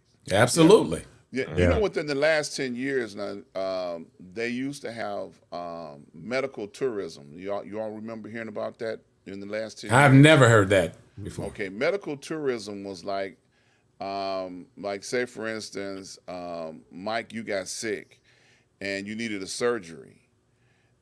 You could take your vacation time off of your job and whatever life savings that you have and go to like Cuba, get this surgery performed for less money than what you could get it done in the United States. And you said go to Cuba, you said? Yeah, Cuba. You Cuba know, is yeah. free. Yeah, medical, but for us that come there from America, you still have to pay for certain procedures. Right. You know, But it's so still a when you lot go less there- than what you would pay. Yeah, here. it's less. Exactly, that's my point. And people they coined the phrase medical tours. So depending on which country performed that tour, I mean that procedure that you needed, you would go to that country. So you would have airfare involved, hotel, because you got to recuperate, you know, and you will still come out cheaper than trying to do that procedure in the United States. So it was something that had started picking up momentum, you know, within the last 10 years. And I know several people that have went to different countries for different procedures to be able to get certain surgeries done that were electives, not something that their, you know, insurance company would pick up and say, hey, okay, pay your deductible or whatever. And you know, we got the rest. You Electives. know, Like a breast reduction, Ron? You know, I don't know if they would there call that you elective. go. I think that's cosmetic. You know, so Yeah. there are some In some surgeries. cases. Yeah. In some cases. In some cases, yeah. Some cases. No, but let me tell I you, do know I a would- lady that had to have it because it was causing health issues. It was Yeah. causing her shoulders to round. There was pressure on her back because it was too much weight. Hey, I knew someone So- like that. She had big time back problems because she enormous. I didn't know when I met her. You know, they were normal size, probably like a C cup. And she said, "Oh no, when I was just like a year before that, she says my breasts were enormous and I was like, man, I missed it because she was so fine." But she said her back was killing her. She said, and her insurance paid for it. Yeah. Yeah. And I was like, that's now, unfortunate. Dave, let me address Dave right quick. Dave said that he was told not to go out of the country for dental procedure because it could be the death of him. I know people that have gone to the Philippines and got dental surgery done for, like $500, and came back to the United States with no problem. And I'm talking about full set of teeth, everything that they needed to do in order to be able to process that. And I ain't talking about a wooden set of teeth. I'm talking about a real dental procedure. Okay, so I just wanted to address that. That's incredible. I mean, that's something to think about. I mean, when you think about going out of the country, stop it, Lee, because you thinking I'm getting ready to come with something. I'm not. That's not a joke here. I'm being serious. Right. I'm just thinking, how safe is it to go to the Philippines to have this? I mean, what kind of homework do you have to do? And how I mean, expensive it'd be to fly to the Philippines. That's all the way around the world. Yeah. I mean, I don't know. I don't know.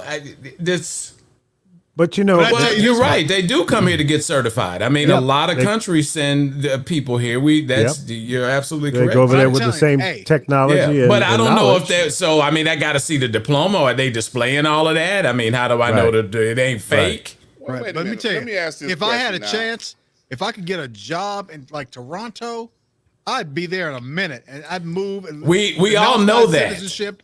I'd be Yeah, in we know Toronto, that from your Canadian previous right job. away. Yeah. We know that from your previous job that you'll be there in a You minute. will go anywhere. Buck, you don't need to go. No, I'm going right now. Be right there. No. We know that you would be there in a minute. Damn right. But Mike, let me ask this question. Do you think that medical care in other countries would be substandard? I'm not saying that it would be substandard because I think Jed made a good point that I don't know the percentage by numbers to say 50%, 100%, 80% Right. of the medical profession in other countries are taught and learned in the United States of America.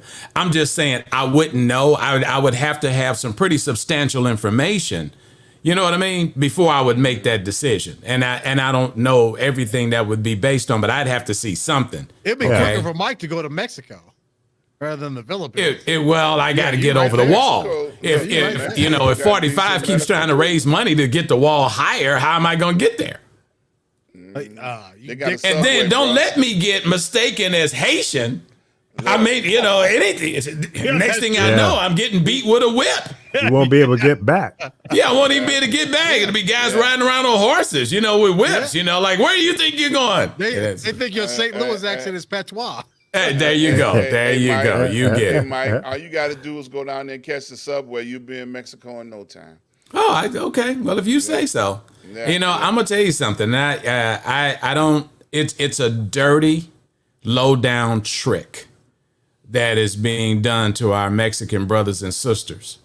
You talk about building a wall to keep out the illegals, and they're bringing their worst here, and so on and so forth. But I moved into a new community about 3 or 4 months ago, and I'm watching 4 homes being built in front of my home In Texas. in Texas. And every person working on that job is of Hispanic descent. But not necessarily Mexican. There might Yeah, be they some may not be Mexican, Ecuadorians and but stuff for like the most part, it's Mexicans.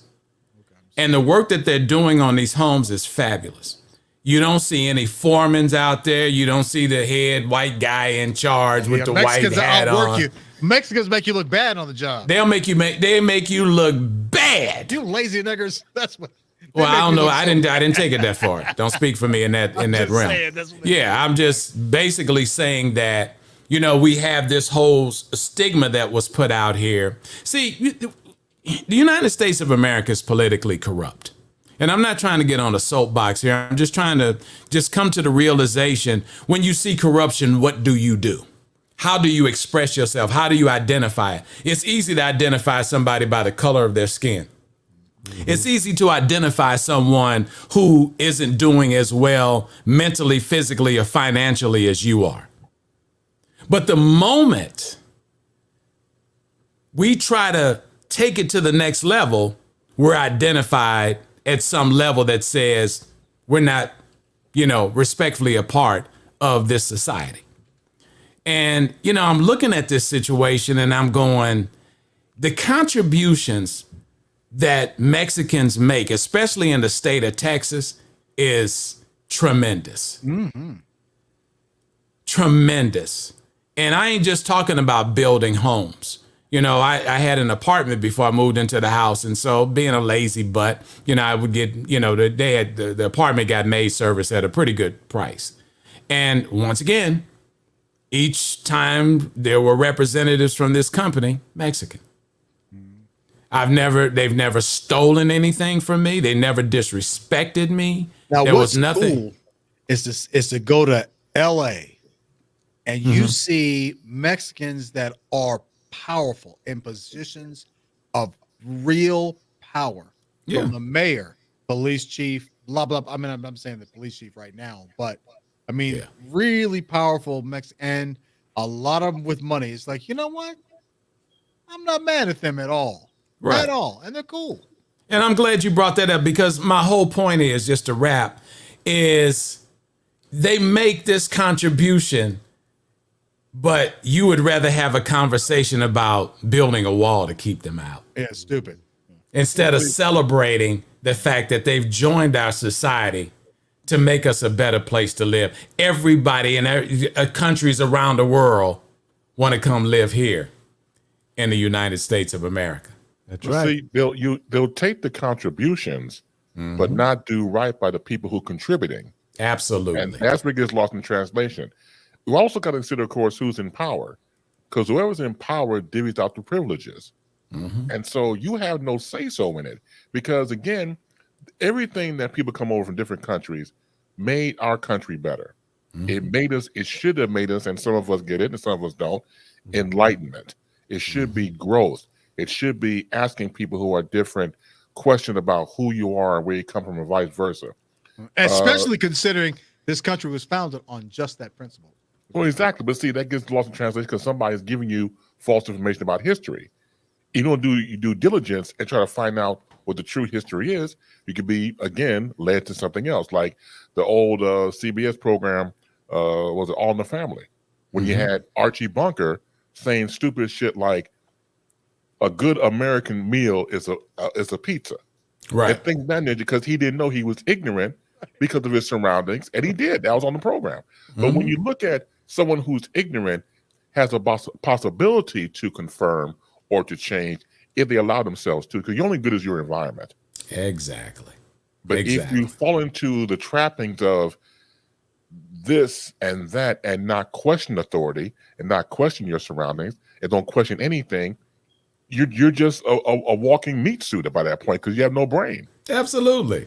Yeah, that's what happens. Yeah, absolutely. You're preaching right now, man. Yes, sir. Yeah. And like I said, I mean, not to bring the wall in to tease, but just, you know, once again, every time you hear that, because I'm so close to it. Right, you're right. And I'm looking at it, I'm going, okay, I probably see more Mexicans, or let me say, people in the state of Texas probably see more Mexicans than most other cities. You see what I'm saying? Yeah. And the thing, like I said, San Antonio, yeah, San Antonio, Austin, all of them. I mean, and it's like, why would you want to be on television, you know, with this whole thing about you got to build a wall, they bring it over there worse than this, that, and the other thing, and blah, blah, blah, blah, blah. You know, and this whole thing talking about the medical procedures and going and having these procedures done outside of the United States of America. That's a contribution that we should be proud of, that this country has lent its education system to people from countries around the world to take back to their countries to help them. Correct. And we don't take the pride that we need in that to respect them when they want to come live here, as they look at our country as the land of the home of the brave and the land of the free. Stephen King, great novelist when it comes to horror and thriller, wrote a book. It became a movie called Pet Sematary. So the premise was if your dog or cat or pet died, you put it on this ancient Native American ground, and the pet would come back to life and come to you back home. Mm-hmm. One of the things that stood out in one of the lines I read, and it was also in the movie, the ground is sour. That's America. Mm-hmm.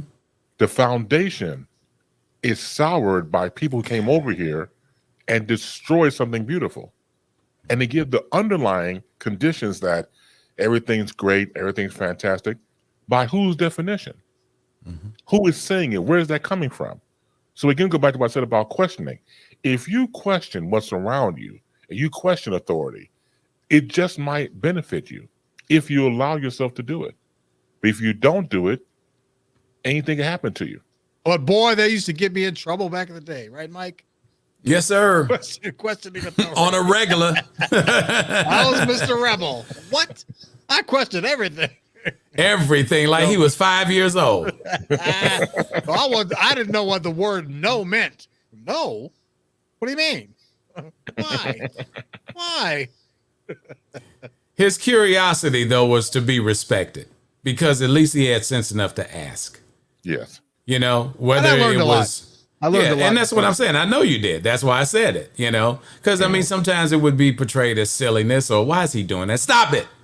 But sometimes everyone has a different way to approach situations where they're trying to figure out how to survive. And we were in a place, I mean, when you're in New York City, when you talk about jungle, that's a jungle. Oh, yeah. You know, and it's real tight and you learn a lot. Fast. Being in New York fast. Yeah. And so, you know, I found myself asking a lot of questions because I didn't know anything about New York. Me either. You know, I grew up in St. Louis. I grew up in the Midwest. I know winter, spring, summer, fall, you know, just the normal things. I had never been there. Yeah. I had never been there either. I was driving in after you hired me, Mike. I was driving in. And I looked across in New Jersey, coming up 95. I looked over and I saw the skyline. I was listening to Frankie Crocker on the radio. And I had heard him from tapes, but I never actually heard the station. And I was like, there it is. Yep. Wow. And you're looking at this skyline and these buildings, and you can't even imagine. And Chicago's a lot like this too. You know, as you get closer to like downtown and, you know, you finally get on Michigan Avenue and you get a little refreshing space between you. But when you're coming into these metropolitans, you know, and it's just these tall buildings and you just can't imagine what's in there. It's a jungle. You can't fathom what you're about to get into. And then I walked in the studio that first night, and I did not know Frankie Crocker was 6'4". I was like, that was so intimidating. I was like, oh, shit. I was coming on right after like the legend in radio. But I mean, I think that, you know, we have a great place to live, and we really got to find a way, because this information that we were talking about with Stacey Abrams and with who was that just going to run against the minister down in Atlanta in Georgia? You know, Herschel Walker. It's unfortunate, you know, that we spend more time in the challenge. You know, when I'm seeing McConnell talking about we're not going to support the agenda of another party for the next 4 years, did he ever think that that's going to affect other people who are not a part of his party? Every person in the United They don't States care. is not Republican. They don't care. Well, That's because exactly it. With politics, this is what I'm discovering about politics. And you're probably going to go, oh, no shit, Sherlock. But it's for them, it's a power game.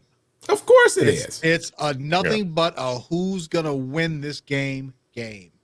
And they don't really even think about it that this is real life. This is not a game. This is actually going to affect, like you just said, it's going to affect a lot of people. Right. And, but to them, because I guess, it's probably because they've been doing it for so long and they've kind of like taken it for granted. They gotten numb to the fact that this is real life that they're playing with. Think about how gullible they find out how people are, Buck, when all they have to do is get your vote. Right. You see what I'm saying? All they have to do is just get your vote. And if you don't study it, and that's the hard part, especially in the African American race, is to get people to get away from voting straight Democrat. When I'm living out here in the country and I'm living amongst poor white people. Really? Okay? Poor? If I showed you some photos of some homes that I've taken, and if I can find them, I'll share them with you on the phone tomorrow. Okay. I mean, I'm seeing people who are living in, the trailers that I didn't know you lived in the hood. I thought you bought a nice place. Now you're making my point. Thank you. It's the hood of their world. Mm-hmm. You see what I'm saying? Oh, that's funny. It's the hood of their world. And it really sticks out when you go to Walmart and you go to Target and you see them looking like us, but they're white. And you're going, oh, wow. Oh, my God. It's a reflection in white. That's what I call it. I mean, ghetto. Kids running around acting a damn fool. I mean, some of these people look like they just woke up, picked up their clothes off the floor, put them on, and went to the store. Curlers in their hair, no makeup on you. Right. I love Walmart though. Oh, Walmart is like a show. That's Walmart. All kinds of people. It's like going to Six Flags. It's like going to Six Flags. And the hood Walmarts ain't no fine women, but you get a show. You talk about women. They got them every size. I mean, usually large size. Yeah, usually large. And I mean, no underwear on. Okay. The first time I saw eyelashes that I thought were out of control, I went to the fast food for whatever reason, because I really don't do fast food. And I'm thinking that the person that's waiting on me at the drive up, why would you have on eyelashes that are about 2 inches long? Okay. I mean, and I'm staring and she's like, $7.99, please. And I'm like this. Cause I'm like, why do you have these eyelashes on? Yeah. And so most of the time, but I'm in an area where I'm seeing black people, I'm seeing white people, but I never saw the white folks, in a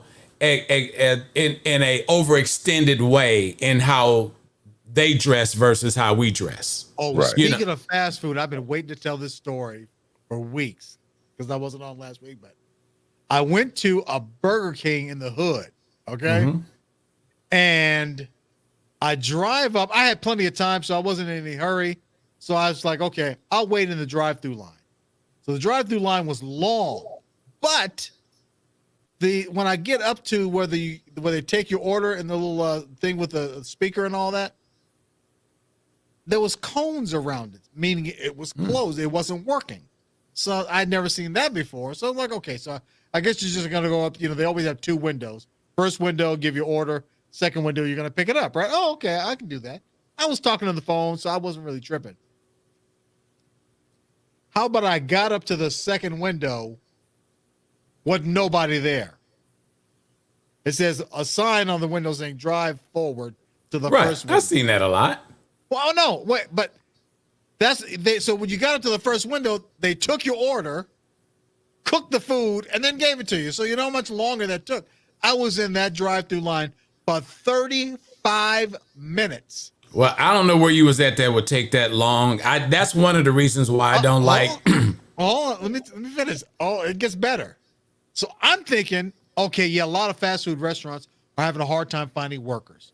So I can imagine I'm gonna get up there. There's only one person taking the orders, cooking the food, and giving you orders and taking your card, right? How about I get up there and literally, I am not exaggerating. There's like 400 people in there standing around. Okay, maybe 5 or 6 workers inside there standing around, talking, bullshitting around, not working at all. Mm-hmm.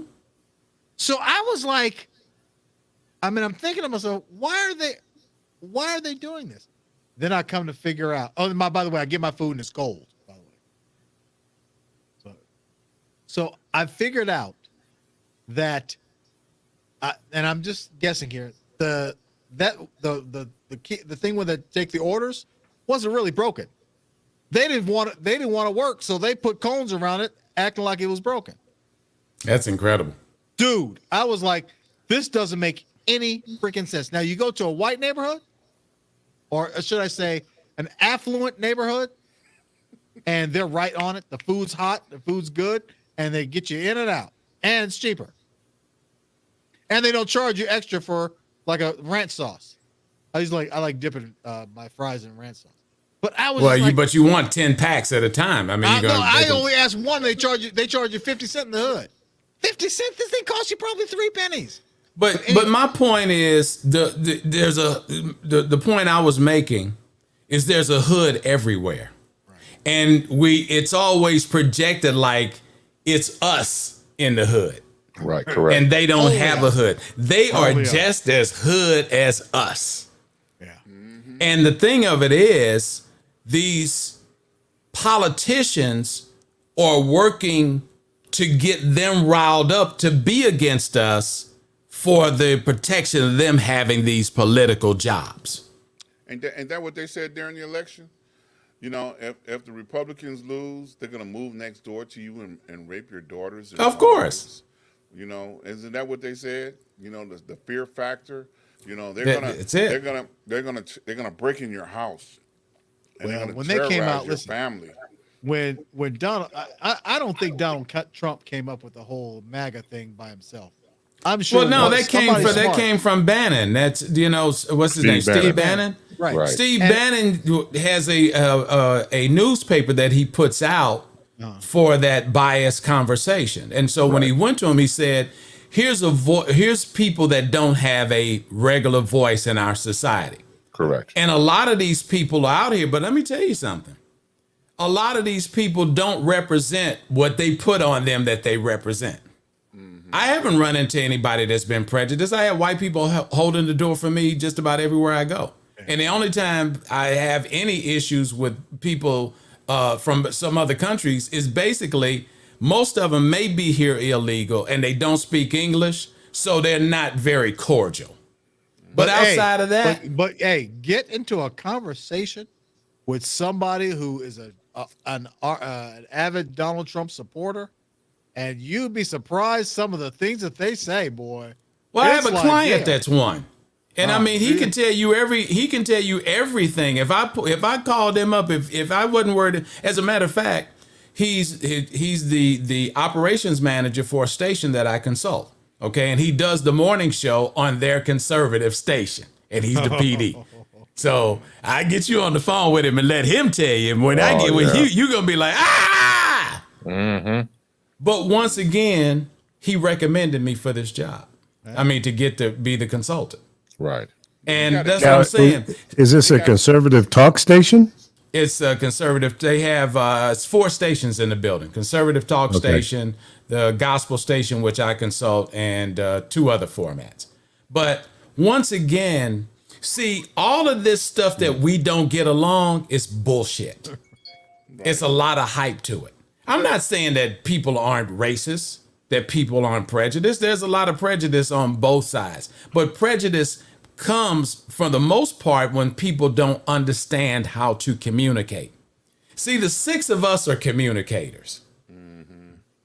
And so we know how to communicate. We know how to have conversation. It's when easy you for did, us. Yeah. it's easy for us. When you're dealing with somebody that doesn't know how to talk to you, I see you, Ron, and you got a beard and you look like you may tear my head off. So I don't know how to deal with you. So I don't speak and I make it look like I'm pretty tough. I might shoot you. Yo, black, you need to get back. But that's the whole premise behind Karens, ain't it? Karens are in every community, instigating, stirring up trouble, screaming and hollering. He's got a gun on the phone talking to the Right. police. He's got a gun. He's A lot of coming times- after me. A lot of times, though, it's because they're scared. It's fair. Well, but they have nothing to be afraid of. They create fear. Fear is something you create within yourself. Absolutely. Brother. You know, I mean, you cannot look at the color of my skin and instantly get afraid. You know, you can't look at the size that even though I'm a pretty big dude, but you Yes, you cannot are. get afraid. You know, that's not something that you should be walking around. Don't leave the house. You and your dog stay inside. You know, if you're gonna let fear rule you, then you don't need to be out in public. But think about this. Think about how many black people move to a white neighborhood to get away from their own kind so that they can feel safe. And they'll Now, pay is an that the exorbitant amount of reason that money they moved? to do Is that. Is that the reason that they moved, or that they just wanted to get a better school district for their children? Come on. But Come then on they'll now. they'll move to those neighborhoods and then send their kids to a private school. So it's like, well, what? But the You don't have to perception. be afraid. Go ahead, Chris. I'm sorry. No, you I'm go just ahead. I'll trying to come. say, I'm you gonna come after don't you have going. to be afraid in order to move into a neighborhood that you perceive as a better neighborhood. But it's the perception that people buy into, and they can't come out like Mike Love was saying. Yeah, of course we got racist people. We got that. And you can't come out and say how you feel because you won't get work. You won't be employed. So you got to keep it to yourself. So when I was back at WLS, it's an ABC-owned station, and we were covering O.J. Simpson for 9 months. That was 9 months of hell to cover O.J. Simpson from Monday through Friday. And it's not like the court shows you watch Judge Judy or Judge Greg Mathis. It's a slow, long process to cover. So 9 months is up. We get the final verdict, and he's acquitted. I was just happy it was over with. 9 months is a long time to cover something. I'm coming into work the next day, and the co-workers, some, not all of them, but some, or because we worked in radio and TV together, the people that I would say hi to looked at me as though I was OJ. It looked at me like I was the one that went through all that, and they didn't say hello, good morning. It changed overnight. Get out of here. No, I kid you not. And excuse my language, fuck them all. Because you're putting your prejudices on me, which I had nothing to do with that at all. They was mad. It was mad. Right, exactly. No, So they're you can take it out on scared. somebody. No, they're scared. And see, That the too. fear is when you see somebody like an OJ get off. Now, it's okay when Jeffrey Dahmer eat everybody in the neighborhood and do whatever the hell he doing, and That's he all gets right off. right there. And Well, it's everybody okay. does that. Right, everybody does that. Ain't you ate a finger before?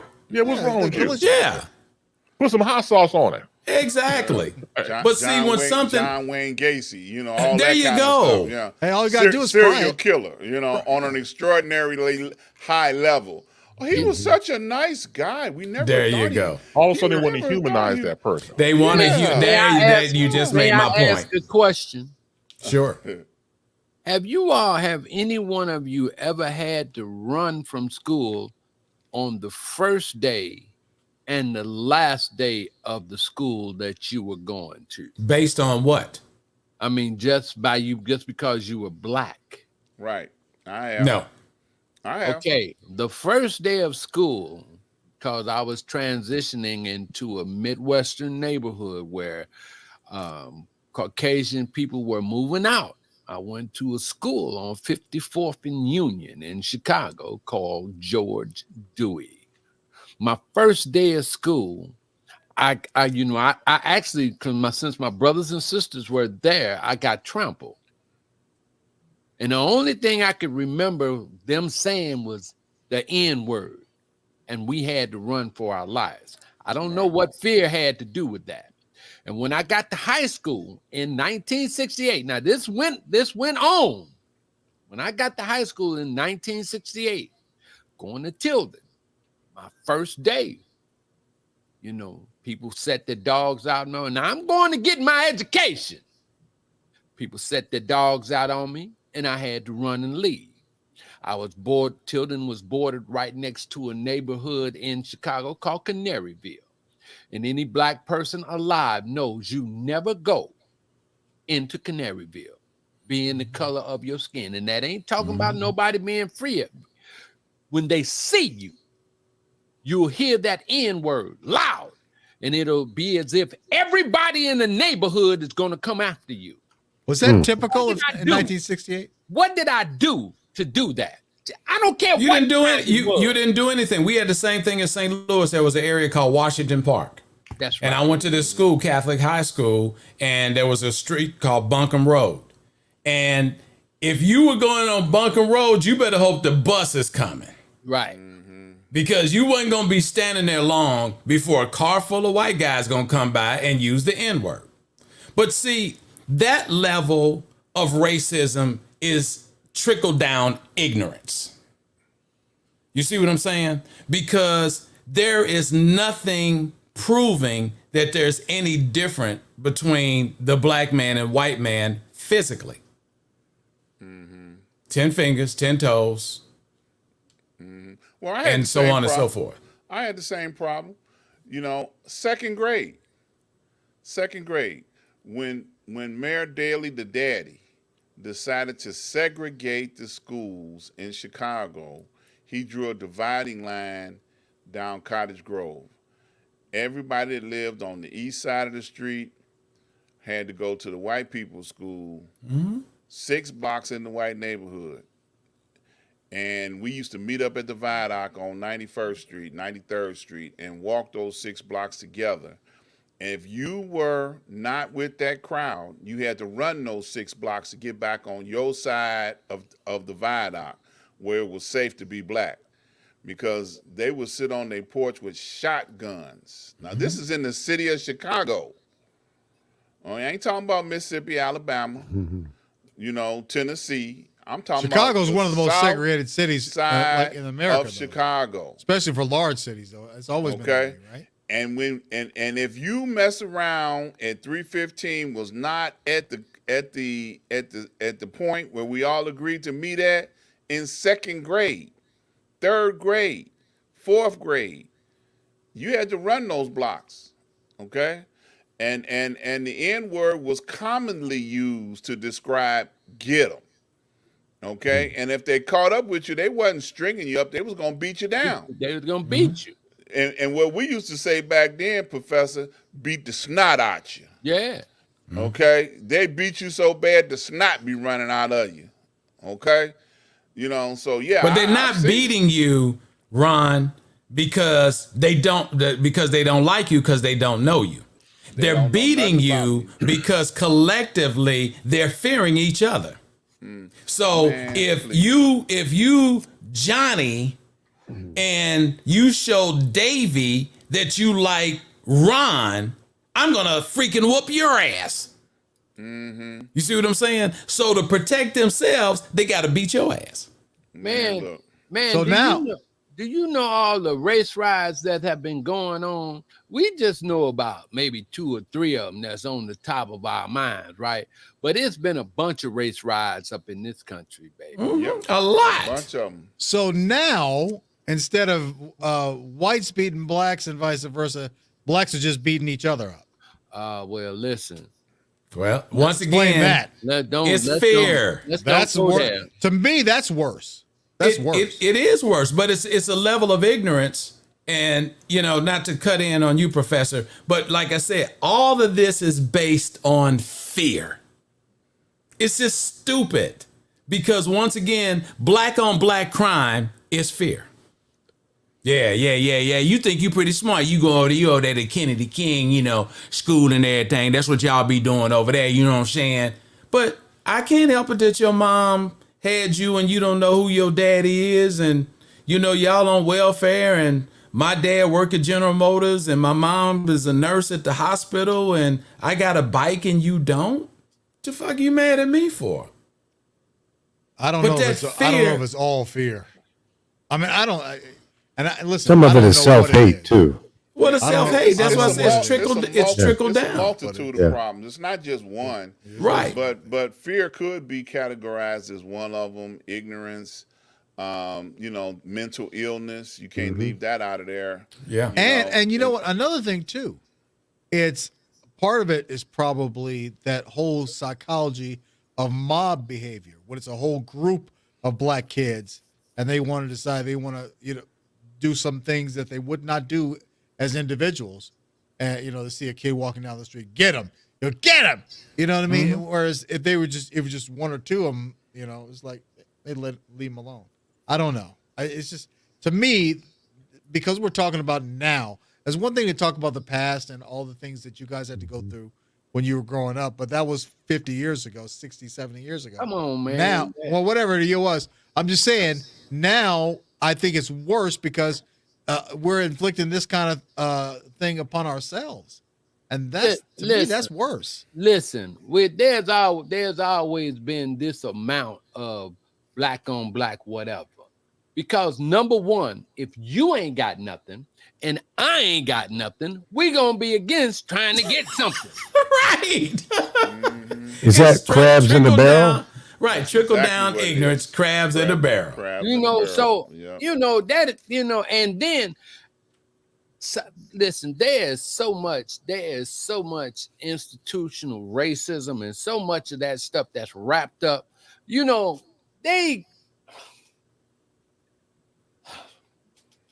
want to cuss? I'll throw it in for you. I'll cuss for you. Listen. It is so much. One of the biggest blanking problems amongst Fucking us problem. Okay, we know. We got that. is the disinformation that we inflict on each other. Yep. We can't figure out out what's right. We can't figure out what's propaganda. We can't figure that out. That's right. And until we get to that point, we're gonna still have these problems. The police, they know how to solve this little gang thing. But it's been so much money involved with what they do, they still putting up with that stuff. Oh, they ain't doing nothing, but that's them killing them. There's always been, listen, the Italians did it, the Irish did it, everybody did it to themselves, except we have no structure in how we run our gangs. Right. Now you preach it. Not yet and still, we want to always talk and look like I got to go with Scarface, with my boy Montana when he told Lopez, Tony Montana. when he told him blank cast by Gomez and MF the Diaz, bro. Because we have no structure, everything is just chaos. And here's the thing. His genius is that he has found ways to benefit from the chaos that we wreak upon ourselves. Mm-hmm. Man, he making plenty money off the chaos that we throw on ourselves. And then we have our structured brothers and sisters always talking about this, that, and the other. Oh, woe is this, that, and the other. That's going on in the black community. But ain't none of them coming back in there to fix it up. Nope. Yeah. And to piggyback what you just said, Professor, it's not really a major gang problem in our communities as they like to make us think that it is. Okay. When you really look at what's going on, they make that the catch-all excuse for everything all over the country. Okay. It's a gang problem.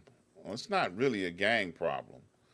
Okay. Not to the level of panic that they want to try and make it seem to be, okay? Because they feel like that's the explained definition of chaos. It's a gang problem. It's a gang problem. It's a gang, and you throw that out there to people enough in the media then people start believing we got a gang problem.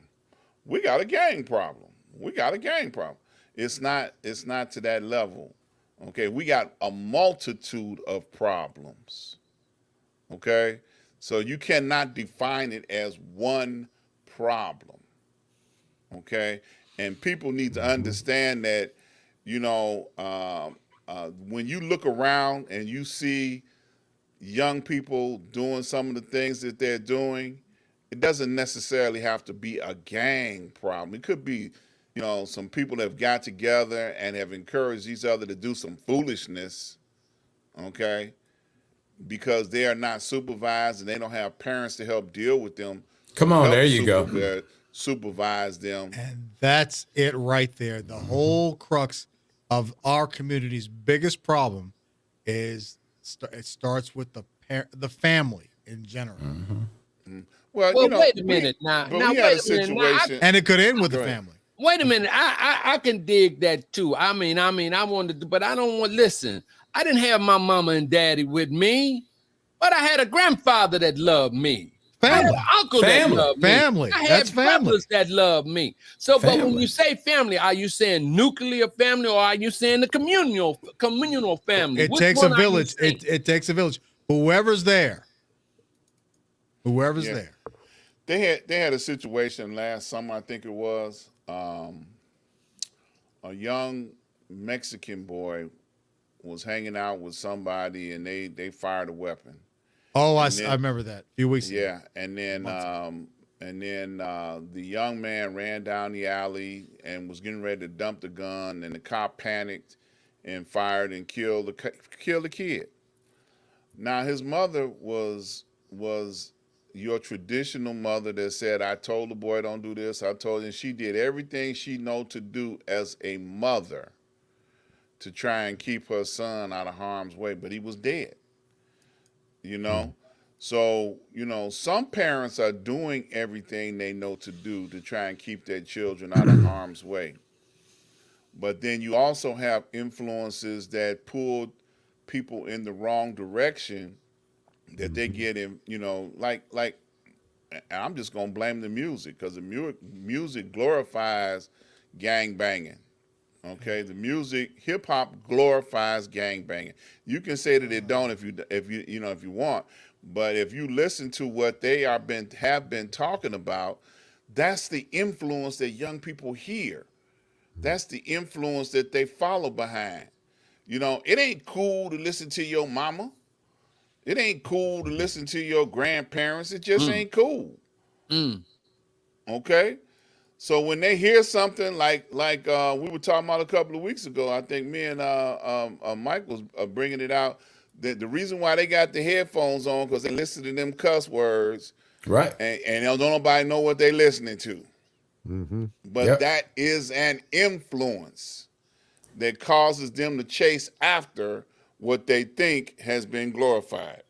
Why do old people always say that bullshit? Okay. Oh, it's the music. Blame it on the music. Bullshit. Hold on. Because So it's you not don't think bullshit. it's true?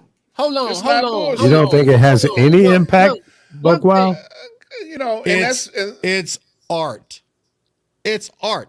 And Yeah, it ain't but going okay, and okay. hold on a second, and Right. it ain't going away. How Okay, long no. are Say you that gonna shit to stay you blue in young? the face, but it ain't going How away. long are you gonna stay young?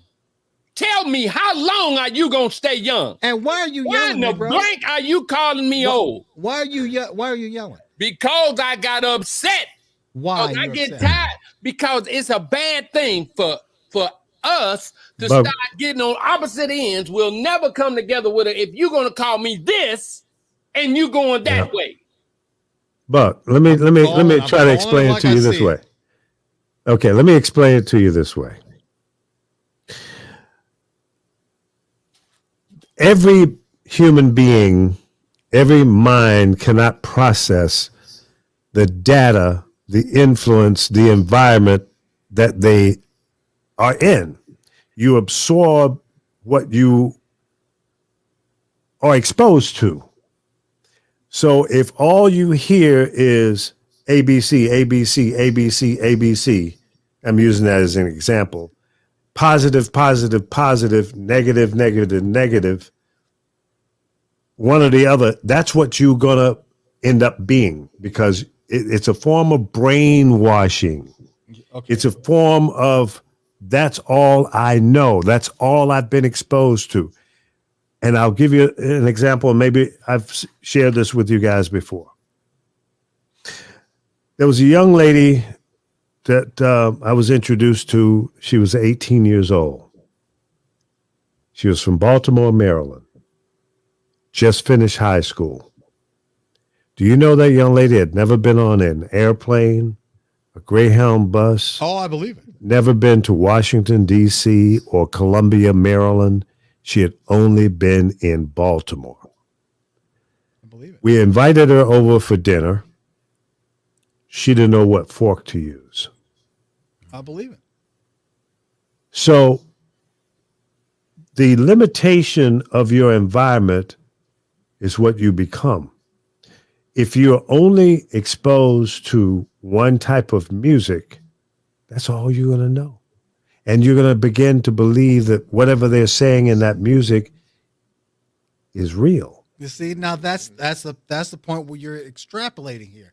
No, Listen, and I'm gonna say this. I'm gonna say this. Let me finish my thought here. Okay, go ahead. So everybody can't absorb and then separate the way some people can. Now, maybe you can, maybe I can, but some other minds can't. And you can see that in politics. You can see that in religion. You can see that in relationships. You can see it in everything in life. That's a fact. That's why there are kids in school that make all A's and some don't. Because the mind is different between those two people. And that is plainly obvious. But if you want to blame, say, hip hop, if that's the music that you're blaming because of the violent lyrics in the songs, you want to do that, then you have to blame all the violence in the world, because hip hop's like one of the most popular types of music in the entire world, on all the violence in the entire country. And that's bullshit. You can't do that. You know you can't. Well, I mean, I grew up. And think about this. Who is it that's going and shooting up these schools? It's hardly ever a black kid. Well, that's true. But there's a lot of violence in our own neighborhoods. That is true. We're killing each other. That is true. But you can't blame it. Listen, you can't blame hip hop. Hip hop is music. I am. Music is art. I'm blaming it. Damn you it. can, but it's not. But that's I'm not saying, listen. I, as a program director in commercial radio, refused to play it because I was concerned about my listeners. Okay, and that was your right. And I think it was not only my right, it was the right thing to do to protect the community. Okay. You don't need to be exposed to all of this negativity. I came up when NWA really first hit the scene. Mm-hmm. And they had some really violent lyrics back the police. Even back then. And all my friends, especially because I went to a school in Southern California, they were all from LA. We all went nuts over the music. But do you think we all went out gangbanging because we heard it on a lyric on an NWA? No, not all of you. No. None of us did. But that art form that you are defending has evolved to the point now that generations of people that are putting it out have evolved to the point where it's far worse. It's instructional. There's a lot more instructions on. There are more instructions on YouTube, dude. But see, now you switching horses. No, I'm just saying. Okay. Like, what are you gonna do? We're talking about the art form that you choose to protect. Ain't no fun unless my homies get some. Okay. You chose to protect the art form of hip hop, talking about it's just art.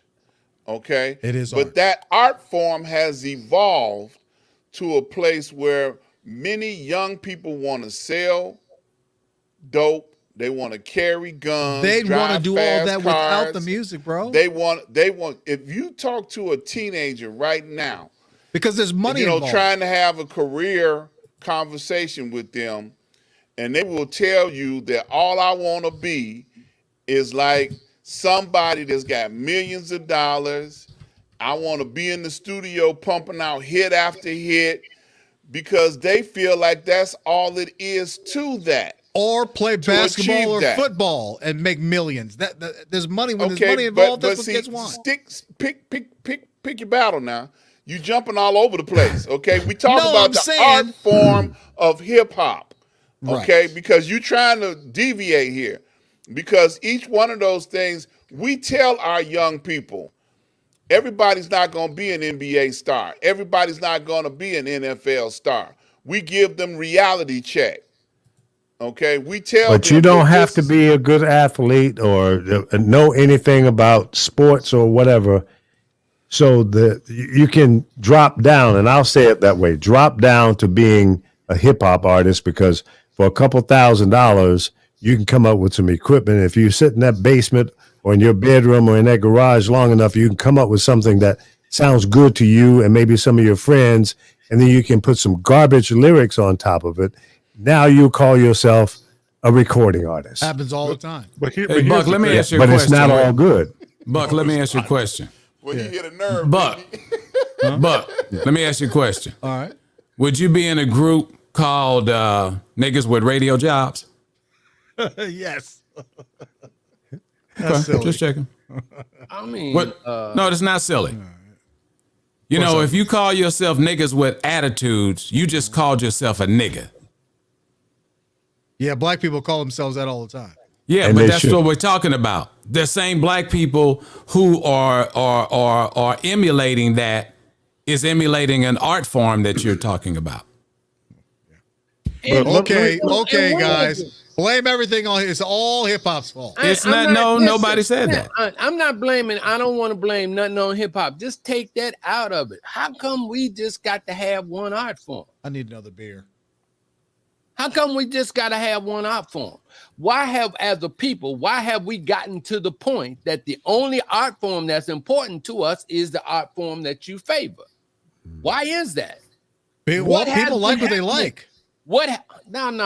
No. If you hear something enough, you gonna like it whether you don't. You ain't gonna know whether you like it or not, and you know that. You in radio. If you play the song long enough, people gonna deal with it. If you keep playing it, cause records get paid for to be played. Now you ought to know better than that. You ought to know better than that. That don't mean that you like it. If That's you some songs.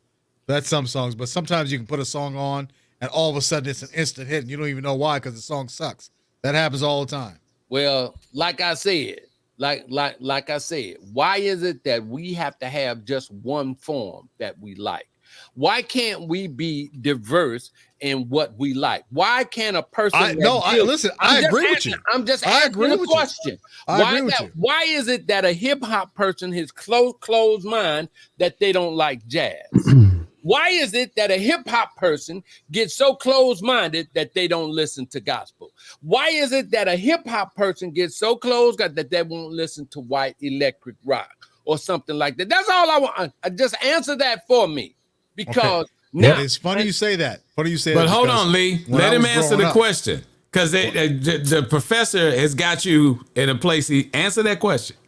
When I was growing up, I was a musician, so of course I like jazz. Jazz is not really the most popular form of music right now.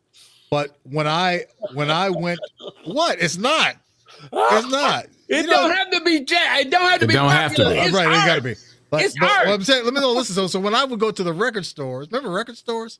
When I went to the record stores to find some music to play because I was a DJ.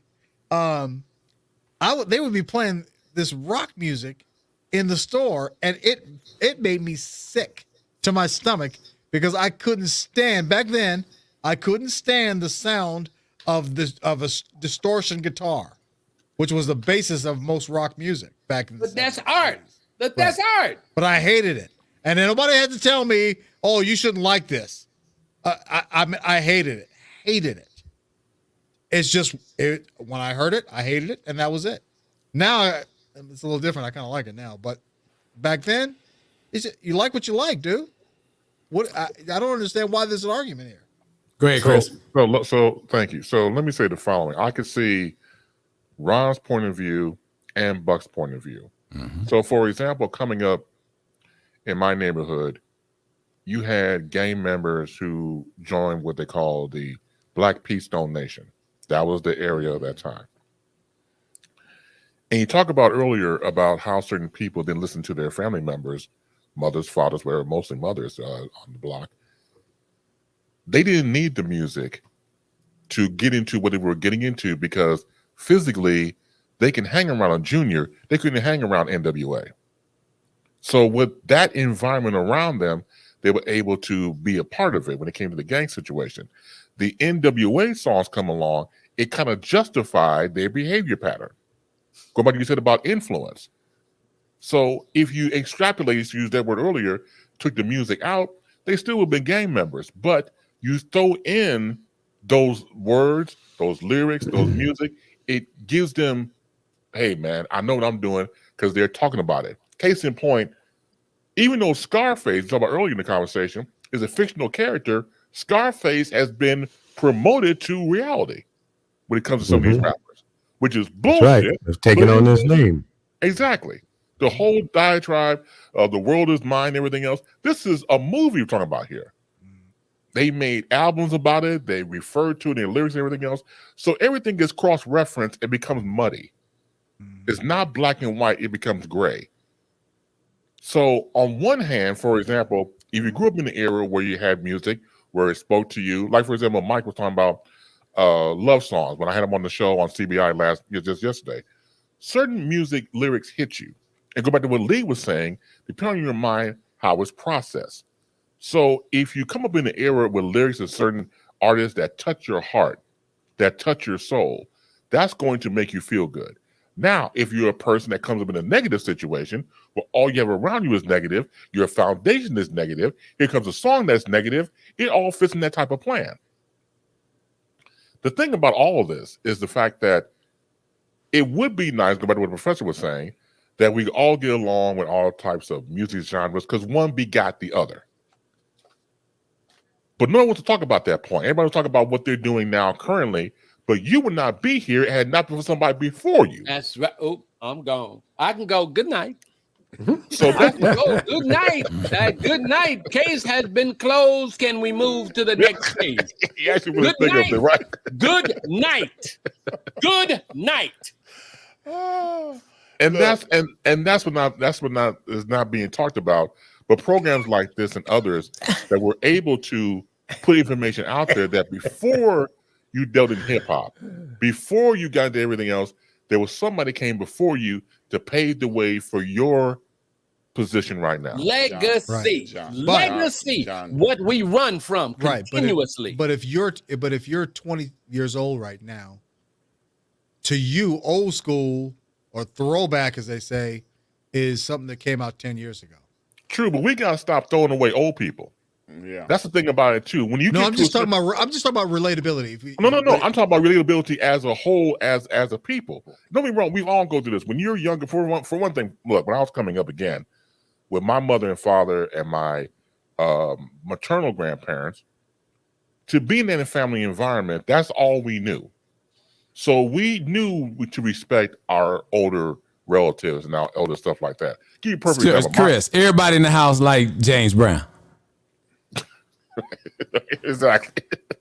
You see what I'm saying? And I hated to interrupt, but I had to say that because you just made a hell of a point. Yeah, no, thank everybody you, in the house like the Jacksons. Thank you. Everybody in the house like Stevie. It wasn't no songs for the kids and songs for the adults. Right. It was for everybody. Right. And the Temptations. Yeah, and the Four Tops. And the Four Tops. The Supremes. And Aretha Franklin. And it wasn't until Delphonics. And Parliament Funkadelic. And since he busts jazz in the head, you can't leave out Miles Davis because everybody loved Miles Davis, Santana, because we listened to all of those. But the point that then hip hop came along and all of a sudden it's the dividing line. Go ahead, Ron. I'm sorry. When you're young and you're fortunate enough to survive and keep living, you evolve. Okay, you're supposed to evolve. We're all supposed to evolve. One of the tours that I worked on back in 2000, speaks volume to all of this. It was called Three Mo Tenors. Three Mo Tenors was a Broadway show that made popularity and fame singing at least 7 to 10 different styles of music in the same show. And I'm talking about from opera to R&B, show tunes. They sang hip hop. They sang everything in that show. The same 3 artists. Okay? And they celebrated all genres of music. So when you limit your understanding to just one, then you're just going to have a limited perspective. So it's okay if you celebrate hip hop or enjoy hip hop, it's okay. But it's more to it than the hatred and the negativity that they put out. You got to reach past that. Okay? You got to be exposed to more than just that in order to be a success. I consider all of us a success. And Lord knows, when we started out, we had limited scope of vision too. But we've expanded our scope. And we have a better and greater understanding of what all that has taken place through time. And it's also the ties that bind us. Yeah. We have to stop doing this disconnect and connect. We talked about earlier conversation about bassists. Dr. Monty mentioned someone I always admired, Larry Graham. Yes. So we've seen Larry Graham do his thing on the bass and everything else, to the point where Prince went back and worked with him. Yes. Because there was a connectability there. Prince did the same thing with other artists that came before him, because if Jimi Hendrix was alive, he would be working with Jimi Hendrix.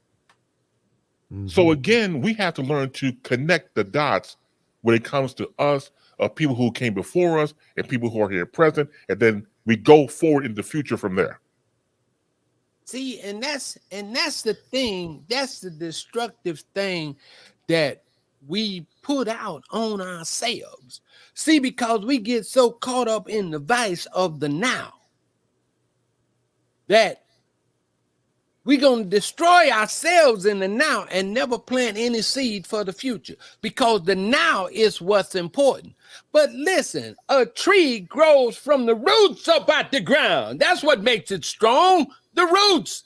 A house, the foundation of the house, the basement of it is the strongest part of the house, not what's on the top floor or not the newest branch that comes on it. It's how deep the roots go. Good night. All right. Let me say this. Let me say this. Let me say this. Let me say this. Go ahead, say it. Spit it out. If you can. Sammy. I'm sorry, but if you don't stop doing that, I'm gonna start calling you Sammy. So, let me say this to you. No, you yourself. I'm gonna agree with you. See, that's why see, you gotta take the time to think. I mean, straighten yourself out, seriously. I'm gonna agree with you. You're absolutely correct. It is an art form. You know what the problem is when everyone's speaking from? It being hijacked. I can speak on this more than you because I program the music. And it's a little bit different than just being on the air and being the program director and the music director of a hip hop radio station. It got hijacked because there was no one there to defend it. When Public Enemy first came out, it was dope. It was nothing like it. Unheard of.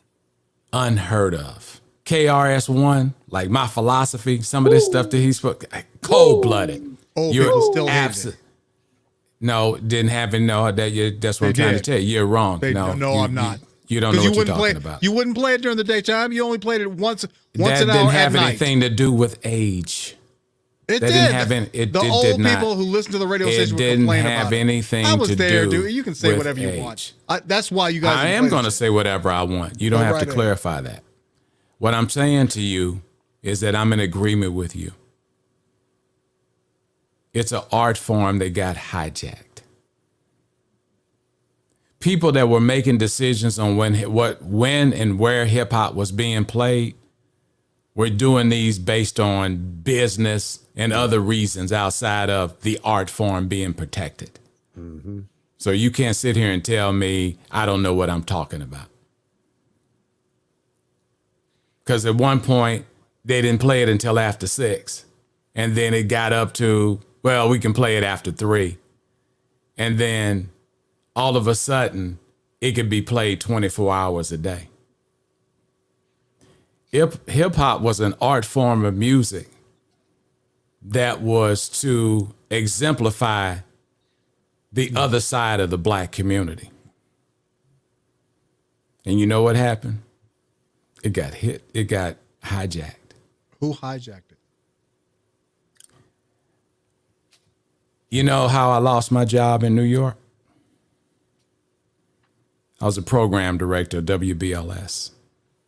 When Frankie Crocker hired me over from KISS FM, BLS was like number 12.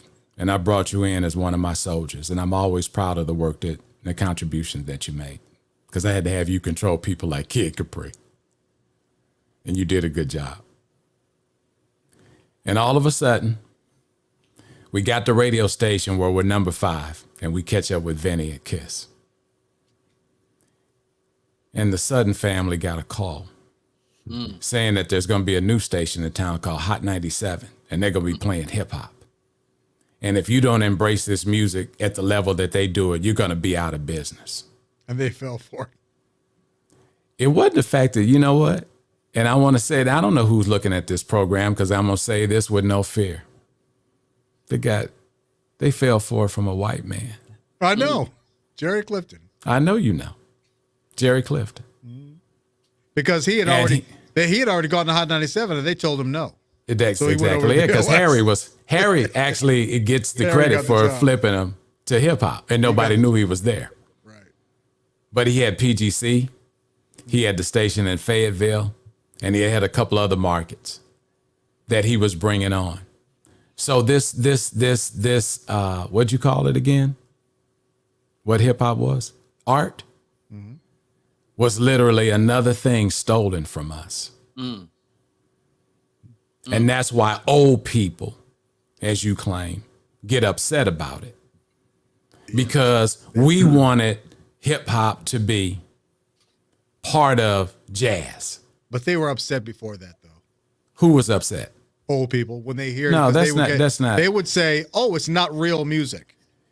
Let me say this to you. He's happening all the Well, time. it wasn't. I'm not, Shit. you know, I love you. You my brother. But you wasn't looking at research. I was. Yeah. Well, here's the thing, guys, and this has been a good discussion, and I hate to bring it to an end, but I've got to go to sleep. I got to get a couple hours of sleep because I got to drive down to LA at midnight.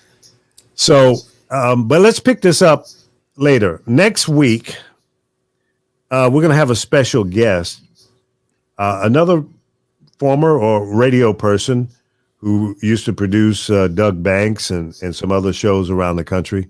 Sherry Culpepper will be our special guest.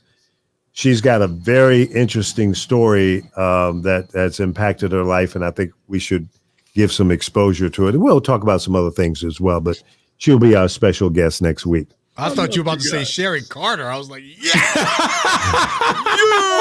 Silly No. boy. Sherry Carter. Better. So silly. This is more better. BT. But just to put a bow on this discussion we've been having about Shit, I love you guys. hip hop and the art form of it. See, it's been around long enough now that the the kids that grew up on it 20 years or 25 years ago, they are now parents, and some of them are grandparents. My litmus test for whether or not I was going to play a song on the radio was, could I play this at my mama's house or my grandmother's house? Would they be ashamed of me if I played this in their presence? And if the answer to that was, oh, hell to the no, no, no, then I didn't put it on my radio station, because I respected grown folks and the community that my station was licensed to serve. Yes, sir. Okay? I had a concern about the impact of what the lyrics were saying in that song. So now I know there are a lot of people that may disagree with me, but I had winning radio stations without playing those edgy songs. You sure did. So that's all I know. That being said, and I know you guys probably want to carry this on. You can, but I'm going to bed. I hear you. Y'all want to stay on? Oh, No, I got it, man. I got work to do tomorrow myself. Okay. So listen, thanks to everyone who's been listening tonight.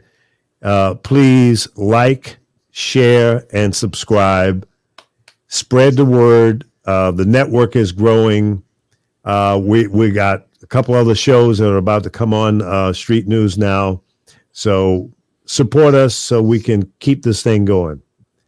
And I love all of you. And these guys are the best. We love you back. Love you I back, love you man. more. Big Love time. you. Big All right. God bless to all. Be safe and do the right thing. You know, don't do stupid stuff. Do the right thing. With that, good night and peace. And we'll see you next week. Yes, sir.